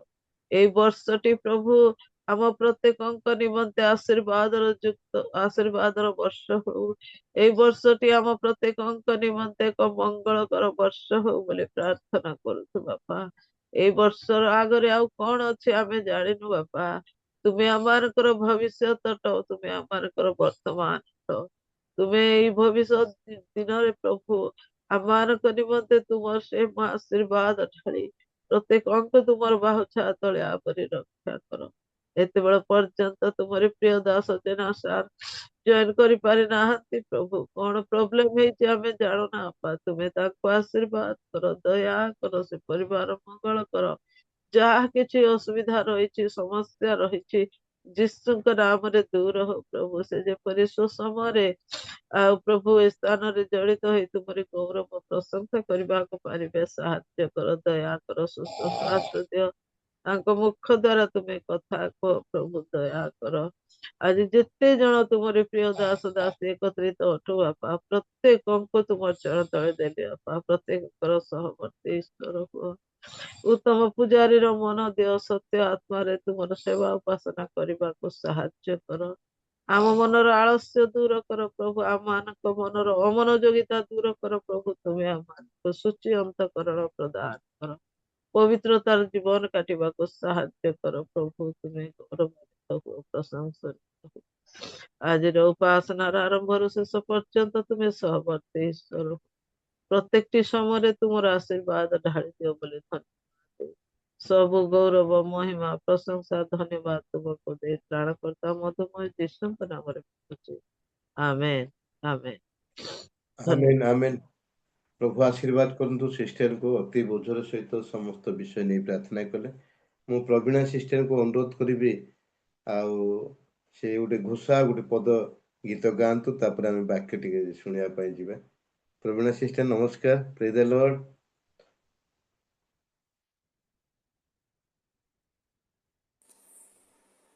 ପ୍ରେଜ୍ ଦ ଲର୍ଡ ଆଜ୍ଞା। ପ୍ରେଜ୍ ଦ ଲର୍ଡ। ଆପଣ ଗୋଟେ ଘୋଷା ପଦ ଆଉ ଗାଆନ୍ତୁ, ଆଉ ଗୋଟେ ପଦ, ଆଉ ଆମେ ବାକ୍ୟ ଶୁଣିବାକୁ ଯିବା।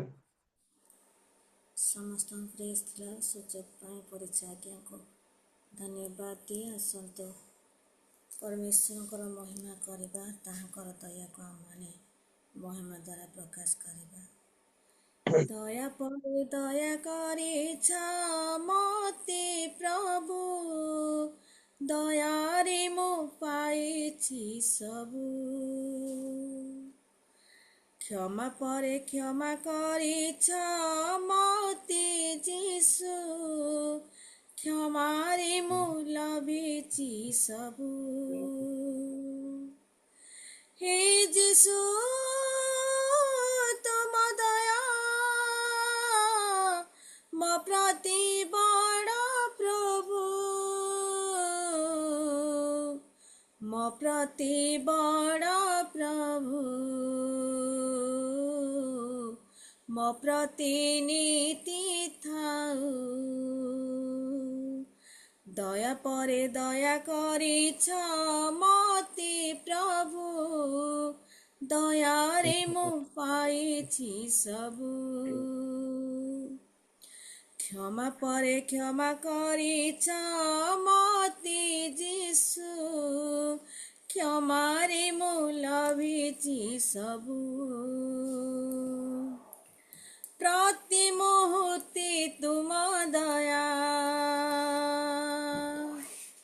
ମୋ ପ୍ରତି ନୂଆ ନୂଆ,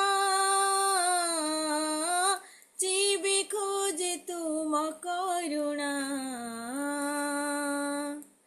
କରିନ କେବେ ଊଣା। ପ୍ରତି ମୁହୂର୍ତ୍ତେ ତୁମ ଦୟା ମୋ ପ୍ରତି ନୂଆ ନୂଆ, ଯିବି ଖୋଜେ ତୁମ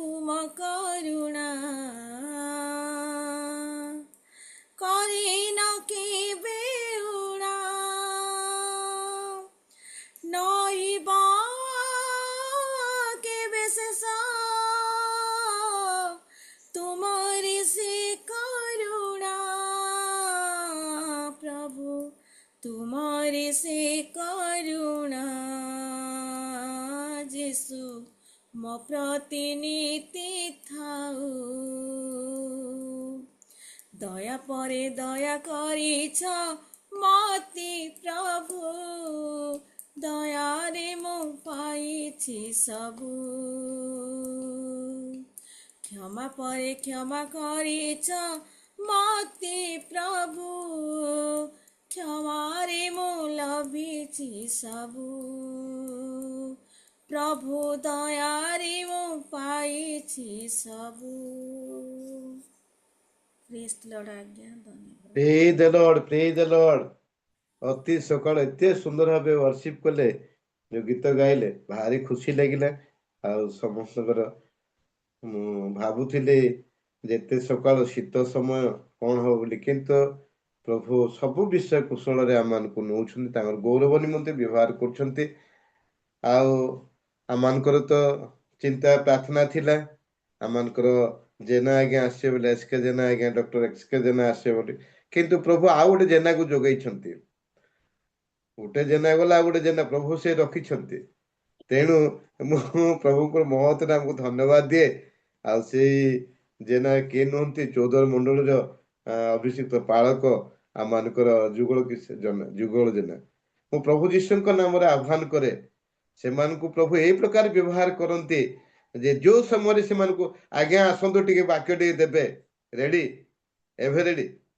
ଆଉ ସେଇ ପ୍ରକାର ଭାବେ ଆଉ ପ୍ରଭୁ ତାଙ୍କ ଦାସଙ୍କୁ ବ୍ୟବହାର କରି ଆଣୁଛନ୍ତି ପ୍ରତ୍ୟେକ ଜୁମ୍ରେ।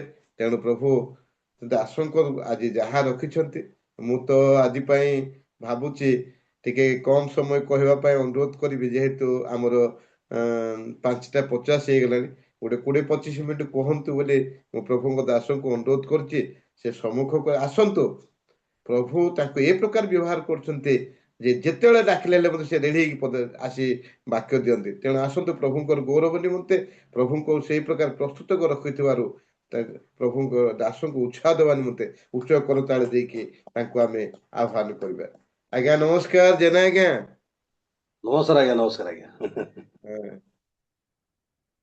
ବର୍ତ୍ତମାନ ଆପଣଙ୍କର ସମୟ, ଆପଣ କଢେଇ ନିଅନ୍ତୁ ବାକ୍ୟରେ।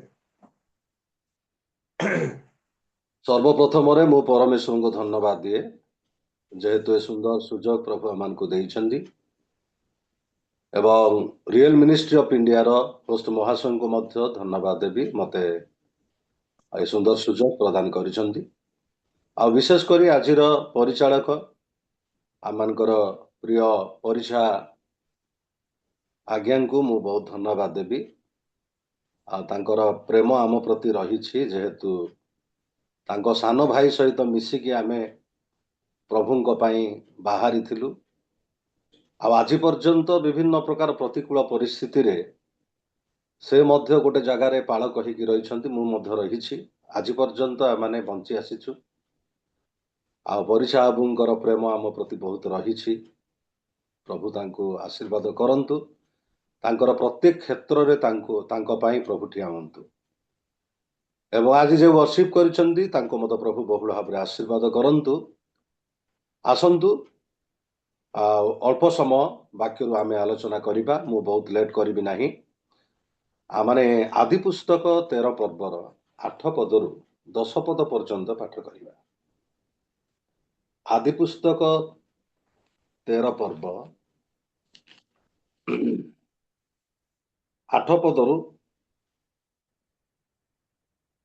ତାର 10 ପଦର ଶେଷ ଅଂଶ ପର୍ଯ୍ୟନ୍ତ ପଢିବା। ଏଣୁ କିଏ ପଢିବି? ଅବ୍ରାହମ ଲୋକଙ୍କୁ କହିଲେ, ମୁଁ ବିନୟ କରୁଅଛି, ତୁମ୍ଭ ଆମ୍ଭ ମଧ୍ୟରେ ପୁଣି ତୁମ୍ଭର ପଶୁପାଳ ଓ ମୋହର ପଶୁପାଳକ ମାନଙ୍କ ମଧ୍ୟରେ ବିବାଦ ନ ହେଉ, କାରଣ ଆମ୍ଭେମାନେ ଭାଇ। ତୁମ୍ଭ ସମ୍ମୁଖରେ କି ଏହି ସମସ୍ତ ଦେଶ ନାହିଁ। ଏହେତୁ ତୁମ୍ଭକୁ ବିନୟ କରୁଅଛି, ତୁମ୍ଭେ ମୋ ଠାରୁ ପୃଥକ ହୁଅ। ହୁଏତ ତୁମ୍ଭେ ବାମକୁ ଯାଅ, ପୁଣି ଦକ୍ଷିଣକୁ ଯାଏ, ନୋହିଲେ ତୁମ୍ଭେ ଦକ୍ଷିଣକୁ ଯାଅ, ମୁଁ ବାମକୁ ଯାଏ। ସେତେବେଳେ ଲୋଟ ଅନାଇ ଦେଖିଲେ, ସୋୟର ପର୍ଯ୍ୟନ୍ତ ଜର୍ଦ୍ଦନର ସମସ୍ତ ପ୍ରାନ୍ତର ସଦାପ୍ରଭୁଙ୍କ ଉଦ୍ୟାନ ପରି ସର୍ବତ ସକଳ ଓ ମିଶର ଦେଶ ତୁଲ୍ୟ ଅଟଇ, କାରଣ ସେହି ସମୟରେ ସୋଦମ ଓ ହମରା ସଦାପ୍ରଭୁଙ୍କ ଦ୍ୱାରା ବିନଷ୍ଟ ହୋଇନଥିଲା। ଆମେନ୍। ପ୍ରଭୁ ଆଜିର ପଠିତ ଅଂଶରେ ଶ୍ରବଣରେ ବିଶେଷ ଆଶୀର୍ବାଦ କରନ୍ତୁ। ପ୍ରିୟ ମୋର ବନ୍ଧୁଗଣ, ପ୍ରଭୁ ଆମମାନଙ୍କୁ ଅନୁଗ୍ରହ କରି 2025 ସାଲକୁ ଅତିକ୍ରମ କରି 2026 ସାଲରେ ଆମମାନଙ୍କୁ ପଦାର୍ପଣ କରିବାର ସୁଯୋଗ ଦେଇଛନ୍ତି। ତେବେ ଏହି ବର୍ଷ ଆମମାନଙ୍କର ଯାତ୍ରା ପଥ କିପରି ରହିବ, ସେହି ବିଷୟକୁ ନେଇ ଆଜି ବାକ୍ୟରୁ ଆମେ ଆଲୋଚନା କରିବା। ନୂତନ ବର୍ଷ ଉପରେ ଆମେ ବାକ୍ୟ ଅନେକ ଦାସମାନଙ୍କ ଠାରୁ ଶୁଣି ଆସିଛୁ, କିନ୍ତୁ ମୁଁ ଆଜି ଆପଣମାନଙ୍କ ନିକଟରେ କହିବା ପାଇଁ ଚାହିଁବି ଯେ ଏ ବର୍ଷ ଆମମାନଙ୍କର ଯାତ୍ରା ପଥ 365 ଦିନକୁ କିପରି ଭାବରେ ଆମେ ଅତିବାହିତ କରିବା, ସେ ବିଷୟକୁ ନେଇକି ମୁଁ ଆପଣମାନଙ୍କ ନିକଟରେ ପ୍ରକାଶ କରିବା ପାଇଁ ଚାହିଁବି। ତେବେ ପରମେଶ୍ୱର ଜଣେ ଦେବ ପୂଜକ ଅବ୍ରାହମଙ୍କୁ ଆହ୍ୱାନ କଲେ ଏବଂ ତାଙ୍କୁ କହିଲେ, ଆମ୍ଭେ ଯେଉଁ ଦେଶ ତୁମକୁ ଦେଖାଇବା ସେହି ଦେଶକୁ ତୁମେ ଯାଅ। ପରମେଶ୍ୱରଙ୍କର ଆହ୍ୱାନ ଅନୁସାରେ ଅବ୍ରାହମ ଉର ଦେଶ ତ୍ୟାଗ କରି କିନାନ ଦେଶ ଉଦ୍ଦେଶ୍ୟରେ ସେ ଯାତ୍ରା କରୁଛନ୍ତି। ତାଙ୍କ ଯାତ୍ରା ପଥରେ ଛୋଟ ଏକ ବିଷୟଟି ମୁଁ ଆପଣମାନଙ୍କୁ କହିବି। ସେ ଉର ଦେଶରୁ ସେ କିନାନ ଦେଶକୁ କ'ଣ କରୁଛନ୍ତି, ଯାତ୍ରା କରୁଛନ୍ତି। ଆମେ ଯେବେ ପଢିବା ଆଦି ପୁସ୍ତକ 11 ପର୍ବର ତାର 31 ପଦ, ସେ ଜାଗାରେ ଲେଖା ଅଛି, ଅନନ୍ତର ତେରହ ଆପଣା ପୁତ୍ର ଅବ୍ରାହମଙ୍କୁ ଓ ହାରଣର ପୁତ୍ର ଲୋଟ ନାମକ ପୌତ୍ରକୁ ଅବ୍ରାହମଙ୍କ ଭାର୍ଯ୍ୟା ସାରି ନାମ୍ନୀ ପୁତ୍ରବଧୂକୁ ସଙ୍ଗରେ ନେଲା। ଆଉ ସେ ସମସ୍ତେ କଲ୍ଦୀୟ ମାନଙ୍କ ଉରଠାରୁ କିନାନ ଦେଶ ଉଦ୍ଦେଶ୍ୟରେ ଯାତ୍ରା କରି ହାରଣ ନଗରରେ ଉତ୍ତରୀ ବସତି କଲେ। ଏଠି ଆମେ ଦେଖୁଛୁ ଉର ଦେଶରୁ ସେମାନେ ବାହାରିକି କିନାନକୁ ଯାଉଛନ୍ତି। ତେବେ ଅବ୍ରାହମ, ତାଙ୍କ ଭାର୍ଯ୍ୟା ଏବଂ ଲୋଟ କ'ଣ କରୁଛନ୍ତି, ଏମାନେ ଯାତ୍ରା କରୁଛନ୍ତି। ଯାତ୍ରା କରିବା ସମୟରେ ପ୍ରଭୁ ଏମାନଙ୍କୁ ଏପରି ଭାବରେ ଆଶୀର୍ବାଦ କଲେ ଯେ ଧନ ସମ୍ପତ୍ତିରେ ସେମାନେ ପୂର୍ଣ୍ଣ ହେଇଛନ୍ତି ଏବଂ ସେମାନଙ୍କର ଅନେକ ପଶୁ ଗୁଡ଼ିକ ରହୁଥିଲେ। ସେ ଭିତରେ କ'ଣ ହେଇଛି ଆପଣ ଦେଖନ୍ତୁ, 8 ପଦରେ ଲେଖା ଅଛି, 13ର 8 ପଦ। ଏଣୁ ଅବ୍ରାହମ ଲୋଟଙ୍କୁ କହିଲେ, ମୁଁ ବିନୟ କରୁଅଛି, ତୁମ୍ଭ ଆମ ମଧ୍ୟରେ ପୁଣି ତୁମର ପଶୁପାଳକ ଓ ମୋହର ପଶୁପାଳକ ମାନଙ୍କ ମଧ୍ୟରେ ବିବାଦ ନ ହେଉ, କାରଣ ଆମ୍ଭେମାନେ ଭାଇ। ପ୍ରିୟ ମୋର ବନ୍ଧୁଗଣ, ଲୋଟ ଏବଂ ଅବ୍ରାହମ ପଶୁ ଅର୍ଥାତ୍ ସେମାନଙ୍କର ଗୋରୁ ଗାଈ ଏତେ ଥିଲା ଯେ ବହୁତ ସମ୍ପତ୍ତି ସେମାନଙ୍କର ଥିଲା। ପଶୁପାଳକ ମାନେ ବି ସେମାନଙ୍କର ଥିଲେ।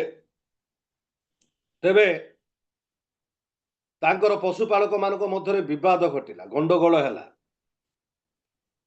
ଯାହାରି ଫଳରେ ଅବ୍ରାହମ ଲୋଟଙ୍କୁ କହୁଛନ୍ତି ଯେ ତୁମର ପଶୁପାଳକ ମୋହର ପଶୁପାଳକ ମଧ୍ୟରେ ଗଣ୍ଡଗୋଳ ନ ହେଉ, ବିବାଦ ନ ହେଉ, କାରଣ ଆମ୍ଭେମାନେ ଭାଇ। ଆଉ ସେ କହୁଛନ୍ତି, ଏତେ ଦେଶ ପଡ଼ିଛି, ତୁମେ ଦକ୍ଷିଣକୁ ଯାଅ କି ବାମକୁ ଯାଅ, ତୁମେ ଯାହା ମନୋନୀତ କରିବ ସେହି ଦେଶକୁ, ସେହି ଅଞ୍ଚଳକୁ ତୁମେ ଯାଅ, କାହିଁକି ଆମ ମଧ୍ୟରେ ଏକ ଗଣ୍ଡଗୋଳ ନ ହେଉ। ଯେହେତୁ 8 ପଦର ଶେଷ ଅଂଶରେ ଆମେ ଦେଖୁଛୁ, କାରଣ ଆମ୍ଭେମାନେ ଭାଇ। ମୁଁ ଆଜି ଆପଣମାନଙ୍କୁ କହିବା ପାଇଁ ଚାହିଁବି, ଆମେ ଖ୍ରୀଷ୍ଟିଆନ ହିସାବରେ, ପ୍ରିୟ ମୋର ଭାଇ ଭଉଣୀ ମାନେ, ଆମେ ଭାଇ ଭାଇ ଅଟୁ।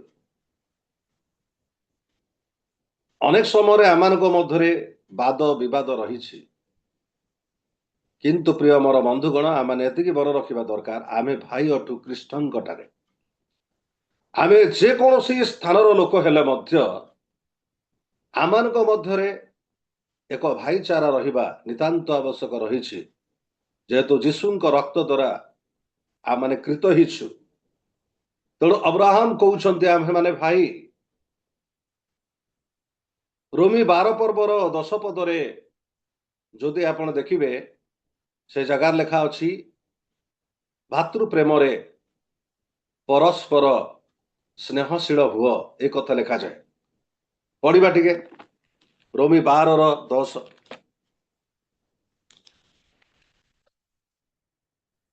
ଭାତୃ ପ୍ରେମରେ ଭାତୃପ୍ରେମରେ ପରସ୍ପର ପ୍ରତି ପ୍ରେମଶୀଳ ହୁଅ, ସମାଦରରେ ପରସ୍ପରକୁ ଶ୍ରେଷ୍ଠ ଜ୍ଞାନ କର। ଆମେନ୍। ଏଇଠି ଆମେ ଦେଖୁଛୁ ଭାତୃ ପ୍ରେମରେ ପରସ୍ପର ପ୍ରତି ସ୍ନେହଶୀଳ ହୁଅ, ସମାଦରରେ ପରସ୍ପରକୁ ଶ୍ରେଷ୍ଠ ଜ୍ଞାନ କର। ଭାତୃ ପ୍ରେମରେ ପରସ୍ପର ପ୍ରତି ସ୍ନେହଶୀଳ ହୁଅ।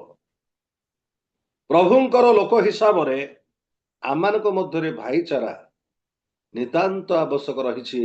ପ୍ରିୟ ମୋର ବନ୍ଧୁଗଣ, ଆଉ ଏଇଠି ଆମେ ଦେଖୁଛୁ ଅବ୍ରାହମ କହୁଛନ୍ତି ଲୋଟଙ୍କୁ, ଆମେ ଭାଇ, ତୁମ ଆମ ମଧ୍ୟରେ ଗଣ୍ଡଗୋଳ କି ଅଶାନ୍ତି ନ ହେଉ। ତାପରେ ପ୍ରିୟ ମୋର ବନ୍ଧୁଗଣ 9 ଏବଂ 10 ପଦରେ ଆମେ ଦେଖୁଛୁ, ତୁମ ସମ୍ମୁଖରେ କି ଏହି ସମସ୍ତ ଦେଶ ନାହିଁ, ଏହେତୁ ତୁମକୁ ବିନୟ କରୁଅଛି, ତୁମ୍ଭେ ମୋ ଠାରୁ ପୃଥକ ହୁଅ। ହୁଏତ ତୁମେ ବାମକୁ ଯାଅ, ମୁଁ ଦକ୍ଷିଣକୁ ଯାଏ, ନହେଲେ ତୁମେ ଦକ୍ଷିଣକୁ ଯାଅ, ମୁଁ ବାମକୁ ଯାଏ। ସେତେବେଳେ ଲୋଟ ଅନାଇ ଦେଖିଲେ ସୋର ପର୍ଯ୍ୟନ୍ତ ଜର୍ଦ୍ଦନର ସମସ୍ତ ପ୍ରାନ୍ତର ସଦାପ୍ରଭୁଙ୍କ ଉଦ୍ୟାନ ପରି ସର୍ବତ୍ର ସଜଳ ଓ ମିଶର ଦେଶ ତୁଲ୍ୟ ଅଟଇ, କାରଣ ସେଇ ସମୟରେ ସୋଦୋମ ଓ ଗୋମରା ସଦାପ୍ରଭୁଙ୍କ ଦ୍ୱାରା ବିନଷ୍ଟ। ଏଣୁକରି ଲୋଟ ଆପଣା ପାଇଁ ଜର୍ଦ୍ଦନର ସମସ୍ତ ପ୍ରାନ୍ତର ମନ୍ୱିତ କରି ପୂର୍ବ ଦିଗକୁ ପ୍ରସ୍ଥାନ କଲେ। ଏଇ ରୂପେ ସେମାନେ ଏକ ଆରେକ ଠାରୁ ପୃଥକ ହେଲେ। ପ୍ରିୟ ମୋର ବନ୍ଧୁଗଣ, ଏଇଠି ଆମେ ଦେଖୁଛୁ ଅବ୍ରାହମ କହୁଛନ୍ତି ଯେ ଆମମାନଙ୍କ ମଧ୍ୟରେ ସମ୍ମୁଖରେ ଅନେକ ଦେଶ ପଡିଛି, ଆଉ ତୁମେ ବାମକୁ ଯାଅ, ମୁଁ ଦକ୍ଷିଣକୁ ଯିବି, ତୁମେ ଦକ୍ଷିଣକୁ ଯାଅ, ମୁଁ ବାମକୁ ଯିବି। ଏ କଥା ଲୋଟଙ୍କୁ କହିଲେ ଅବ୍ରାହମ। ଲୋଟଙ୍କୁ ଏ କଥା ଯେତେବେଳେ ଅବ୍ରାହମ କହିଲେ, ଲୋଟ ସୋଦୋମ ହୋମରାକୁ ଦେଖିଲେ ଯେ ଅତି ସୁନ୍ଦର, ଏଦନ ଉଦ୍ୟାନ ତୁଲ୍ୟ, ଦେଖିବାକୁ ବହୁତ ସୁନ୍ଦର। ଆଉ ସେ କଣ କଲେ, ସେଇ ଅଞ୍ଚଳକୁ ମନୋନୀତ କଲେ। ଏବଂ ପ୍ରିୟ ମୋର ବନ୍ଧୁଗଣ, ସୋଦୋମ ହୋମରା ଅଞ୍ଚଳକୁ ଯାଇ ଲୋଟ ସେଠି କଣ କଲେ, ବାସ କଲେ। କିନ୍ତୁ ଲୋଟ ଯେଉଁ ଅଞ୍ଚଳକୁ ମନୋନୀତ କଲେ, ସେଠାରେ ବାସ କଲେ, ବାଇବେଲ ପ୍ରକାଶ କରେ ସେଇ ଜାଗାରେ ସେ ଧାର୍ମିକ ଥିବାରୁ ଅନେକ ଯାତନା ଲୋକମାନଙ୍କ ଠାରୁ ପାଇଲେ। ଶେଷରେ ସୋଦୋମ ଗୋମରା ବିନଷ୍ଟ ହେଲା ଏବଂ ତାଙ୍କ ସ୍ତ୍ରୀ ଲବଣ ସ୍ତମ୍ଭ ହେଇଗଲା। ଅନେକ ସମସ୍ୟା ଲୋଟଙ୍କ ଜୀବନରେ ଆସିଲା। ପ୍ରିୟ ମୋର ବନ୍ଧୁଗଣ, ସୋଦୋମ ଗୋମରା ଅଞ୍ଚଳକୁ ଦେଖିକି ତାର ସୌନ୍ଦର୍ଯ୍ୟକୁ ସେ ମନୋନୀତ କଲେ, ଯାହାରି ଫଳରେ ଲୋଟଙ୍କ ଜୀବନରେ ଦୁଃଖ ଆସିଲା। ଏଠି ଗୋଟେ କଥା ମୁଁ ଆପଣମାନଙ୍କୁ କହିବି, ଏକ ଗୁରୁତ୍ୱପୂର୍ଣ୍ଣ ବିଷୟ। ଲୋଟ ଅବ୍ରାହମକୁ କହିବା କଥା, ଦାଦା ତୁମେ ମନୋନୀତ କର ଯେ ତୁମେ ଯଦି ବାମକୁ ଯିବ, ମୁଁ ଦକ୍ଷିଣକୁ ଯିବି, ତୁମେ ଦକ୍ଷିଣକୁ ଯିବ, ମୁଁ ବାମକୁ ଯିବୁ, ଯେହେତୁ ତୁମେ ମୋ ଠାରୁ ବଡ, ତୁମେ ମୋ ଠାରୁ ବଡ, ସେଥିପାଇଁ ଦାଦା ତୁମେ ତାହା ମନୋନୀତ କର। ମତେ ପ୍ରଥମରେ କାହିଁକି କହୁଛ? ଏ କଥା ପୁତୁରା ଲୋଟ କହିବା କଥା ଥିଲା, କିନ୍ତୁ ଲୋଟ ସେ କଥା ନ କହି ପ୍ରଥମରେ ସେ କଣ କରୁଛନ୍ତି, ମନୋନୀତ କରୁଛନ୍ତି ସୋଦୋମ ଗୋମରାକୁ। ଆଉ ସେହି ସ୍ଥାନର ଲୋକମାନେ ଯେ ଅତି ପାପିଷ୍ଟ ଥିଲେ ତାହା ସେ ଜାଣିପାରିଲେ ନାହିଁ। ପ୍ରିୟ ମୋର ବନ୍ଧୁଗଣ, ଲୋଟଙ୍କର ଯାତ୍ରା ପଥ ବା ତାଙ୍କର ଯୋଉ ମନୋନୟନ ଭୁଲ ଥିଲା। ଆମେ ଏଇ 2026 ସାଲରେ ଆମର ଯାତ୍ରା, ଆମର ଯୋଉ ମନୋନୟନ ଯାହା ଆମେ ସ୍ଥିର କରୁଛୁ, କି ପ୍ରକାର ଭାବରେ ଆମେ ସ୍ଥିର କରିବା, ତାକୁ ଆମେ ଚିନ୍ତା କରିବା ଆବଶ୍ୟକ ରହିଛି। କାରଣ ଏ ଜାଗାରେ ଦେଖୁଛୁ ଲୋଟ ଯେଉଁ ଅଞ୍ଚଳକୁ ସୌନ୍ଦର୍ଯ୍ୟ ରହିଛି, ତାର ସୌନ୍ଦର୍ଯ୍ୟକୁ ଦେଖି ସେ ପସନ୍ଦ କଲେ, ଯାହାରି ଫଳରେ ଲୋଟଙ୍କର ଜୀବନରେ ଦୁଃଖ ଆସିଲା। ପ୍ରିୟ ମୋର ବନ୍ଧୁଗଣ, ତାଙ୍କ ପରିବାର ଜୀବନରେ ଦୁଃଖ ଆସିଲା। ତେବେ ଲୋଟ ସୋଦୋମ ଗୋମରାକୁ ଯାଇ ଯୋଉ ଦୁଃଖ ପାଇଲେ, କିନ୍ତୁ ଲୋଟ ଅବ୍ରାହମଙ୍କ ଠାରୁ ପୃଥକ ହେଲା ପରେ କଣ ହେଇଛି ଆପଣ ଦେଖନ୍ତୁ 11 ପଦରୁ 13 ପଦ ପର୍ଯ୍ୟନ୍ତ ମୁଁ ପଢୁଛି। ଏଣୁକରି ଲୋଟ ଆପଣା ପାଇଁ ଜର୍ଦ୍ଦନର ସମସ୍ତ ପ୍ରାନ୍ତର ମନୋନୀତ କରି ପୂର୍ବ ଦିଗକୁ ପ୍ରସ୍ଥାନ କଲେ। ଏହି ରୂପେ ସେମାନେ ଏକ ଆରେକ ଠାରୁ ପୃଥକ ହେଲେ। ତୋର ଅବ୍ରାହମ କିଣାନ୍ ଦେଶରେ ବସତି କଲେ। ପୁଣି ଲୋଟ ସେହି ପ୍ରାନ୍ତର ସ୍ଥିତ ସମସ୍ତ ନଗର ମଧ୍ୟରେ ବାସ କରି ସୋଦମ ପର୍ଯ୍ୟନ୍ତ ତମ୍ବୁ ସ୍ଥାପନ କରିବାକୁ ଲାଗିଲେ। ସେହି ସୋଦମର ଲୋକମାନେ ମହାଦୁଷ୍ଟ ଓ ମହା ସଦାପ୍ରଭୁଙ୍କ ଛାମୁରେ ଅତି ପାପିଷ୍ଠ ଥିଲେ। ଅନନ୍ତର ଅବ୍ରାହମ ଠାରୁ ଲୋଟ ପୃଥକ ହେଲା ଉତ୍ତାରେ ସଦାପ୍ରଭୁ ଅବ୍ରାହମ କହିଲେ, ଏବେ ତୁମ୍ଭେ ଯେଉଁଠାରେ ଅଛ ସେଇଠାରୁ ଅନାଇ ଉତ୍ତର ଦକ୍ଷିଣ ପୂର୍ବ ପଶ୍ଚିମ ଦିଗକୁ ଦୃଷ୍ଟିପାତ କର, କାରଣ ଏହି ଯେ ସକଳ ଦେଶ ତୁମ୍ଭେ ଦେଖୁଅଛ ତାହା ଆମ୍ଭେ ତୁମକୁ ଯୁଗାନୁକ୍ରମେ ତୁମ ବଂଶକୁ ଦେବା। ପ୍ରିୟ ମୋର ବନ୍ଧୁଗଣ, ଲୋଟ ଯେତେବେଳେ ଅବ୍ରାହମଙ୍କ ଠାରୁ ପୃଥକ ହେଲେ, ଆଉ ସେତେବେଳେ ପରମେଶ୍ୱର ପ୍ରଥମର ଯୋଉ ଦର୍ଶନ ଦେଇଥିଲେ ଅବ୍ରାହମଙ୍କୁ, ଯୋଉ ପ୍ରତିଜ୍ଞା କରିଥିଲେ, ସେଇ ବିଷୟଟିକୁ ପୁନର୍ବାର ଅବ୍ରାହମ କଣ କରୁଛନ୍ତି, କହୁଛନ୍ତି ଯେ ତୁମ ସମ୍ମୁଖରେ ଯୋଉ ଦେଶ ତୁମେ ଦେଖୁଛ, ଏଇ ଦେଶକୁ ତୁମକୁ ଆଉ ତୁମର ବଂଶକୁ ଯୁଗାନୁକ୍ରମେ ଆମେ ତୁମକୁ କଣ କରିବା ଦେବା। ପ୍ରିୟ ମୋର ବନ୍ଧୁଗଣ, ଅବ୍ରାହମଙ୍କୁ ଡାକିବା ସମୟରେ ତାଙ୍କ ପୁତୁରା ଲୋଟକୁ ଧରି ଆସ ବୋଲିକି ପରମେଶ୍ୱର କହିନଥିଲେ। ପରମେଶ୍ୱର ଅବ୍ରାହମଙ୍କୁ ଯେତେବେଳେ ଡାକିଲେ, ତାଙ୍କୁ ବ୍ୟକ୍ତିଗତ ଭାବରେ ଡାକିଲେ। ତାଙ୍କ ପୁତୁରାକୁ ଧରିକି ଆସ ବୋଲି କହିନଥିଲେ। ତାଙ୍କ ପୁତୁରା ଯେତେବେଳେ ପୃଥକ ହେଲେ, ଆଉ ସେତେବେଳେ ପରମେଶ୍ୱରଙ୍କର ପ୍ରତିଜ୍ଞା ବାକ୍ୟ ଅବ୍ରାହମଙ୍କ ପ୍ରତି ଘଟିବାର ଆମେ କଣ କରିପାରୁଛୁ, ଦେଖିପାରୁଛୁ। ତେଣୁ ଆମମାନେ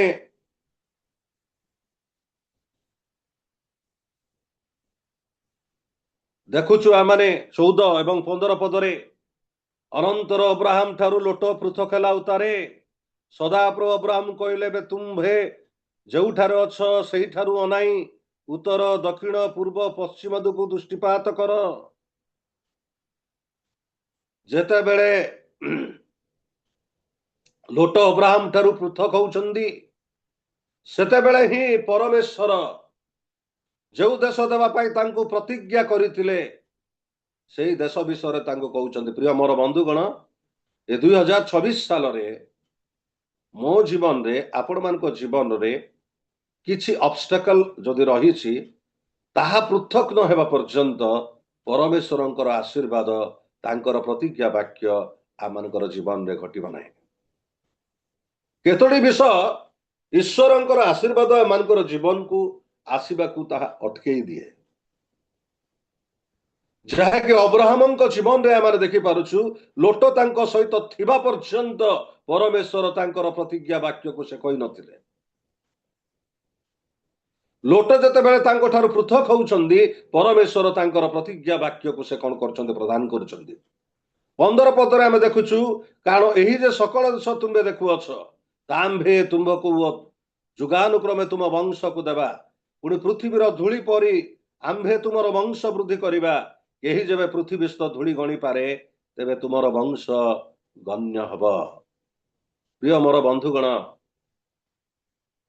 ଆମମାନଙ୍କର ଜୀବନରେ ଯଦି କୌଣସି ବିଷୟ ପ୍ରଭୁ ଚାହୁଁନଥିବା ବିଷୟ ଯଦି ଆମ ସହିତ ରହିଛି, ସେଥିରୁ ପୃଥକ ନ ହେବା ପର୍ଯ୍ୟନ୍ତ ଈଶ୍ୱରଙ୍କର ଆଶୀର୍ବାଦ ଆମମାନଙ୍କର ଜୀବନରେ ଆମେ ପ୍ରାପ୍ତ ହେଇପାରିବା ନାହିଁ। ଲୋଟ ଅବ୍ରାହମଙ୍କ ସହିତ ଥିବା ପର୍ଯ୍ୟନ୍ତ ପରମେଶ୍ୱର ତାଙ୍କର ପ୍ରତିଜ୍ଞା ବାକ୍ୟ ସେ ପ୍ରକାଶ କରିନଥିଲେ। ଯେତେବେଳେ ସେ ପୃଥକ ହେଲେ, ଆଉ ସେତେବେଳେ ହିଁ ଆମେ ଦେଖିପାରୁଛୁ ଈଶ୍ୱରଙ୍କର ପ୍ରତିଜ୍ଞା ବାକ୍ୟ ପୁନର୍ବାର ଅବ୍ରାହମଙ୍କ ନିକଟରେ ପ୍ରକାଶିତ ହୋଇଅଛି। ଅବ୍ରାହମଙ୍କର ସେ ଯେଉଁ ବିଷୟ ତାଙ୍କୁ ଅସୁବିଧା କରୁଥିଲା, ସେଥିରୁ ପୃଥକ ହେବାର ବିଷୟ ଅବ୍ରାହମଙ୍କ ପାଖରେ ଥିଲା। ମୋର ବନ୍ଧୁଗଣ, ଯେହେତୁ ଆମମାନେ ଆଦି ପୁସ୍ତକ 22 ପର୍ବର 5 ପଦ ଯଦି ଦେଖିବା, ସେ ଜାଗାରେ ଗୋଟେ କଥା ଲେଖା ଅଛି। ଆଦି ପୁସ୍ତକ 22 ର 5 ପଦ। ସେତେବେଳେ ଅବ୍ରାହମ ସେହି ଦାସମାନଙ୍କୁ କହିଲେ, ତୁମ୍ଭେମାନେ ଏହି ସ୍ଥାନରେ ଗଧ ସହିତ ଥାଅ, ମୁଁ ଓ ବାଳକ ଦୁହେଁ ସେ ସ୍ଥାନକୁ ଯାଇ ଆରାଧନା କରି ପଛେ ତୁମ୍ଭମାନଙ୍କ ନିକଟକୁ ଫେରି ଆସିବା। ଏଇଠି ଆମେ ଦେଖୁଛୁ ତାଙ୍କର ପୁଅକୁ ବଳିଦାନ କରିବା ପାଇଁ ଯେତେବେଳେ ନେଉଛନ୍ତି, ଆଉ ସେତେବେଳେ ଅବ୍ରାହମଙ୍କ ଦାସମାନେ ମଧ୍ୟ ଥିଲେ ତାଙ୍କ ସହିତ, କିନ୍ତୁ ବଳିଦାନ କରିବା ସମୟରେ ତାଙ୍କ ଦାସମାନଙ୍କୁ ପୃଥକ କରୁଛନ୍ତି, ତାଙ୍କ ଦାସମାନଙ୍କୁ ଚାଲିଯିବା ପାଇଁ କହୁଛନ୍ତି ଅବ୍ରାହମ, ଯେହେତୁ ବାସ୍ତବ ଭାବରେ ସେ ଉପାସନା କରିପାରିବେ ନାହିଁ, ବାସ୍ତବ ଭାବରେ ଆରାଧନା କରିପାରିବେ ନାହିଁ। ଆଉ ସେଥିପାଇଁ 5 ପଦରେ ଆମେ ଦେଖୁଛୁ, ସେତେବେଳେ ଅବ୍ରାହମ ସେ ଦାସମାନଙ୍କୁ କହିଲେ, ତୁମେ ମାନେ ଏହି ସ୍ଥାନରେ ଗଧ ସହିତ ଥାଅ, ମୁଁ ଓ ବାଳକ ଦୁହେଁ ସେ ସ୍ଥାନକୁ ଯାଇ ଆରାଧନା କରି ପଛେ ତୁମମାନଙ୍କ ନିକଟକୁ ଫେରି ଆସିବା। ପ୍ରିୟ ମୋର ବନ୍ଧୁଗଣ, ପ୍ରକୃତ ଭାବରେ ପରମେଶ୍ୱରଙ୍କୁ ସନ୍ତୁଷ୍ଟ କରିବା ପାଇଁ ହେଲେ ଅବ୍ରାହମ କେବଳ ତାଙ୍କ ପୁଅଙ୍କୁ ନେଇ ଆରାଧନା କରିବା ପାଇଁ, ତାଙ୍କ ପୁଅଙ୍କୁ ନେଇ ବଳିଦାନ କରିବା ପାଇଁ ସେ ଚାହୁଁଛନ୍ତି, ତାଙ୍କ ଦାସମାନଙ୍କୁ ସେ ସ୍ଥାନକୁ ନେଉନାହାନ୍ତି। ହୁଏତ ବା ତାଙ୍କ ଦାସମାନଙ୍କୁ ନେଇଥାନ୍ତେ, ତେବେ ତାଙ୍କ ଦାସମାନେ ଅବ୍ରାହମ କହିଥାନ୍ତେ ଯେ ପ୍ରଭୁ କାହିଁକି ତମେ ସେମିତି କରୁଛ ନିଜ ପୁଅ ପାଇଁ? ବିଭିନ୍ନ ପ୍ରକାର ଅବଷ୍ଟକଲ ଆସିଥାନ୍ତେ। ତାଙ୍କ ସ୍ତ୍ରୀଙ୍କୁ ଭାର୍ଯ୍ୟାଙ୍କୁ ନେଇଥିଲେ ମଧ୍ୟ ଅବ୍ରାହମଙ୍କ ପାଇଁ ପ୍ରୋବ୍ଲେମ ହେଇଥାନ୍ତା, କିନ୍ତୁ ତାଙ୍କ ଦାସମାନଙ୍କୁ ନେଲେ ନାହିଁ, ତାଙ୍କ ଭାର୍ଯ୍ୟାଙ୍କୁ ନେଲେ ନାହିଁ। ନିଜେ ଅବ୍ରାହମ କଣ କରୁଛନ୍ତି? ଯାଉଛନ୍ତି ତାଙ୍କ ପୁଅଙ୍କୁ ବଳିଦାନ କରିବା ପାଇଁ। ପ୍ରିୟ ମୋର ବନ୍ଧୁଗଣ, ଏ 2000 ବର୍ଷରେ 2000 ବର୍ଷ 26 ସାଲରେ ଯଦି ଆମମାନଙ୍କର ଜୀବନରେ କିଛି ବିଷୟ ରହିଛି ଅବଷ୍ଟକଲ, ତାକୁ ଯେତେବେଳେ ତ୍ୟାଗ କରିବା, ଈଶ୍ୱରଙ୍କର ଆଶୀର୍ବାଦ ଆମମାନଙ୍କର ଜୀବନରେ ବର୍ତ୍ତିବ। ତେବେ ଉର ଠାରୁ କିଣାନକୁ ଯେତେବେଳେ ଅବ୍ରାହମ, ଲୋଟ, ତାଙ୍କ ଭାର୍ଯ୍ୟା ଯାତ୍ରା କରୁଛନ୍ତି, ସେ ଯାତ୍ରା ପଥରେ ଆମେ ଦେଖୁଛୁ, ପ୍ରିୟ ମୋର ବନ୍ଧୁଗଣ, ଲୋଟଙ୍କର ଯାତ୍ରା ବିଫଳ ହେଇଗଲା। ଯେହେତୁ ସେ ସୌନ୍ଦର୍ଯ୍ୟ ଏକ ସ୍ଥାନକୁ ଦେଖିକି ସେ ମନୋନୀତ କଲେ, କିନ୍ତୁ ପରିଶେଷରେ ତାଙ୍କର ଜୀବନରେ ଦୁଃଖ ଆସିଲା। କିନ୍ତୁ ଆମେ ଦେଖୁଛୁ ଅବ୍ରାହମ ସେ ପ୍ରଭୁଙ୍କ ଉପରେ ନିର୍ଭର କରିବା ଦ୍ୱାରା ପ୍ରଭୁ ତାଙ୍କୁ କଣ କଲେ? ଆଶୀର୍ବାଦ କଲେ। ପ୍ରିୟ ମୋର ବନ୍ଧୁଗଣ, ଏ 2026 ସାଲରେ ଆମମାନଙ୍କର ଯାତ୍ରା କିପରି ରହିବ, ତାହା ମାନେ ନିର୍ଣ୍ଣୟ କରିବା ଆବଶ୍ୟକ ରହିଛି। ପ୍ରଭୁ ସଂକ୍ଷିପ୍ତ ବାକ୍ୟରେ ଆମମାନଙ୍କୁ ଆଶୀର୍ବାଦ କରନ୍ତୁ। ଆମେନ। ମତେ ପ୍ରାର୍ଥନା କରିବି। ପ୍ରେମମୟ ପ୍ରିୟ ପ୍ରଭୁ, ମୁଁ ତୁମର ଧନ୍ୟବାଦ ପ୍ରଶଂସା କରୁଛି ଜୀବନ୍ତ ଯୀଶୁ ରାଜା। ହଠାତ୍ ପ୍ରାତଃ କାଳରେ ପ୍ରଭୁ ତୁମ ବାକ୍ୟ ପ୍ରକାଶ କରିବାର ସୁଯୋଗ ଦେଲ ବୋଲି ଧନ୍ୟବାଦ କରୁଛି। ଉପସ୍ଥିତ ପ୍ରତ୍ୟେକ ବ୍ୟକ୍ତି ବିଶେଷଙ୍କୁ ଆଶୀର୍ବାଦ କର। ଆମେନ। ନମସ୍କାର। ନମସ୍କାର। ଆସନ୍ତୁ ପ୍ରଭୁଙ୍କର ଗୌରବ ନିମନ୍ତେ ଆଉ ପ୍ରଭୁଙ୍କର ଦାସଙ୍କର ଉତ୍ସାହ ନିମନ୍ତେ ଉଚ୍ଚ କରତାଳ ଦେଇକି ଆମେ ପ୍ରଭୁଙ୍କୁ ଗୌରବ କରିବା। ଆଉ ହଠାତ୍ ଆମମାନେ ପ୍ରଭୁଙ୍କ ଦାସଙ୍କୁ ସମୟ ଦେଇଥିଲୁ। ଆଉ ପ୍ରଭୁଙ୍କ ଦାସ ଲୋଟ ଆଉ ଅବ୍ରାହମଙ୍କ ବିଷୟରେ କହିଲେ। ଲୋଟ ଯାହା ମନୋନୀତ କରିଥିଲେ, ଆପଣମାନେ ସମସ୍ତେ ସେ ବ୍ୟାଖ୍ୟା କରୁଥିଲେ କେମିତି କ'ଣ ତାଙ୍କ ପ୍ରତି ଘଟିଥିଲା। ଆଉ ଅବ୍ରାହମଙ୍କ ବିଷୟରେ ବି ପ୍ରକାଶ କରିଥିଲେ। ପ୍ରଭୁ ତାଙ୍କୁ ଆଶୀର୍ବାଦ କରନ୍ତୁ। ଏହି ପ୍ରକାର ମଣ୍ଡଳୀରେ ଅଫଲାଇନ୍ ଅନଲାଇନ୍ ସବୁଥିରେ ବ୍ୟବହାର କରିକି ନିଅନ୍ତୁ। ପ୍ରଭୁ ଆଶୀର୍ବାଦ। ଅତି ସୁନ୍ଦର, ଅତି ସର୍ଟ, ଅତି ସୁଇଟ୍ ଥିଲା। ପ୍ରଭୁ ଆଶୀର୍ବାଦ କରନ୍ତୁ। ଆସନ୍ତୁ ଆମମାନେ ପ୍ରାର୍ଥନା କରିବା। ମୁଁ ଅନୁରୋଧ କରିବି ଆମମାନଙ୍କର ରିଏଲ ମିନିଷ୍ଟର ହୋଷ୍ଟ ଆଜ୍ଞାଙ୍କୁ, ଯଦି ତାଙ୍କର କୌଣସି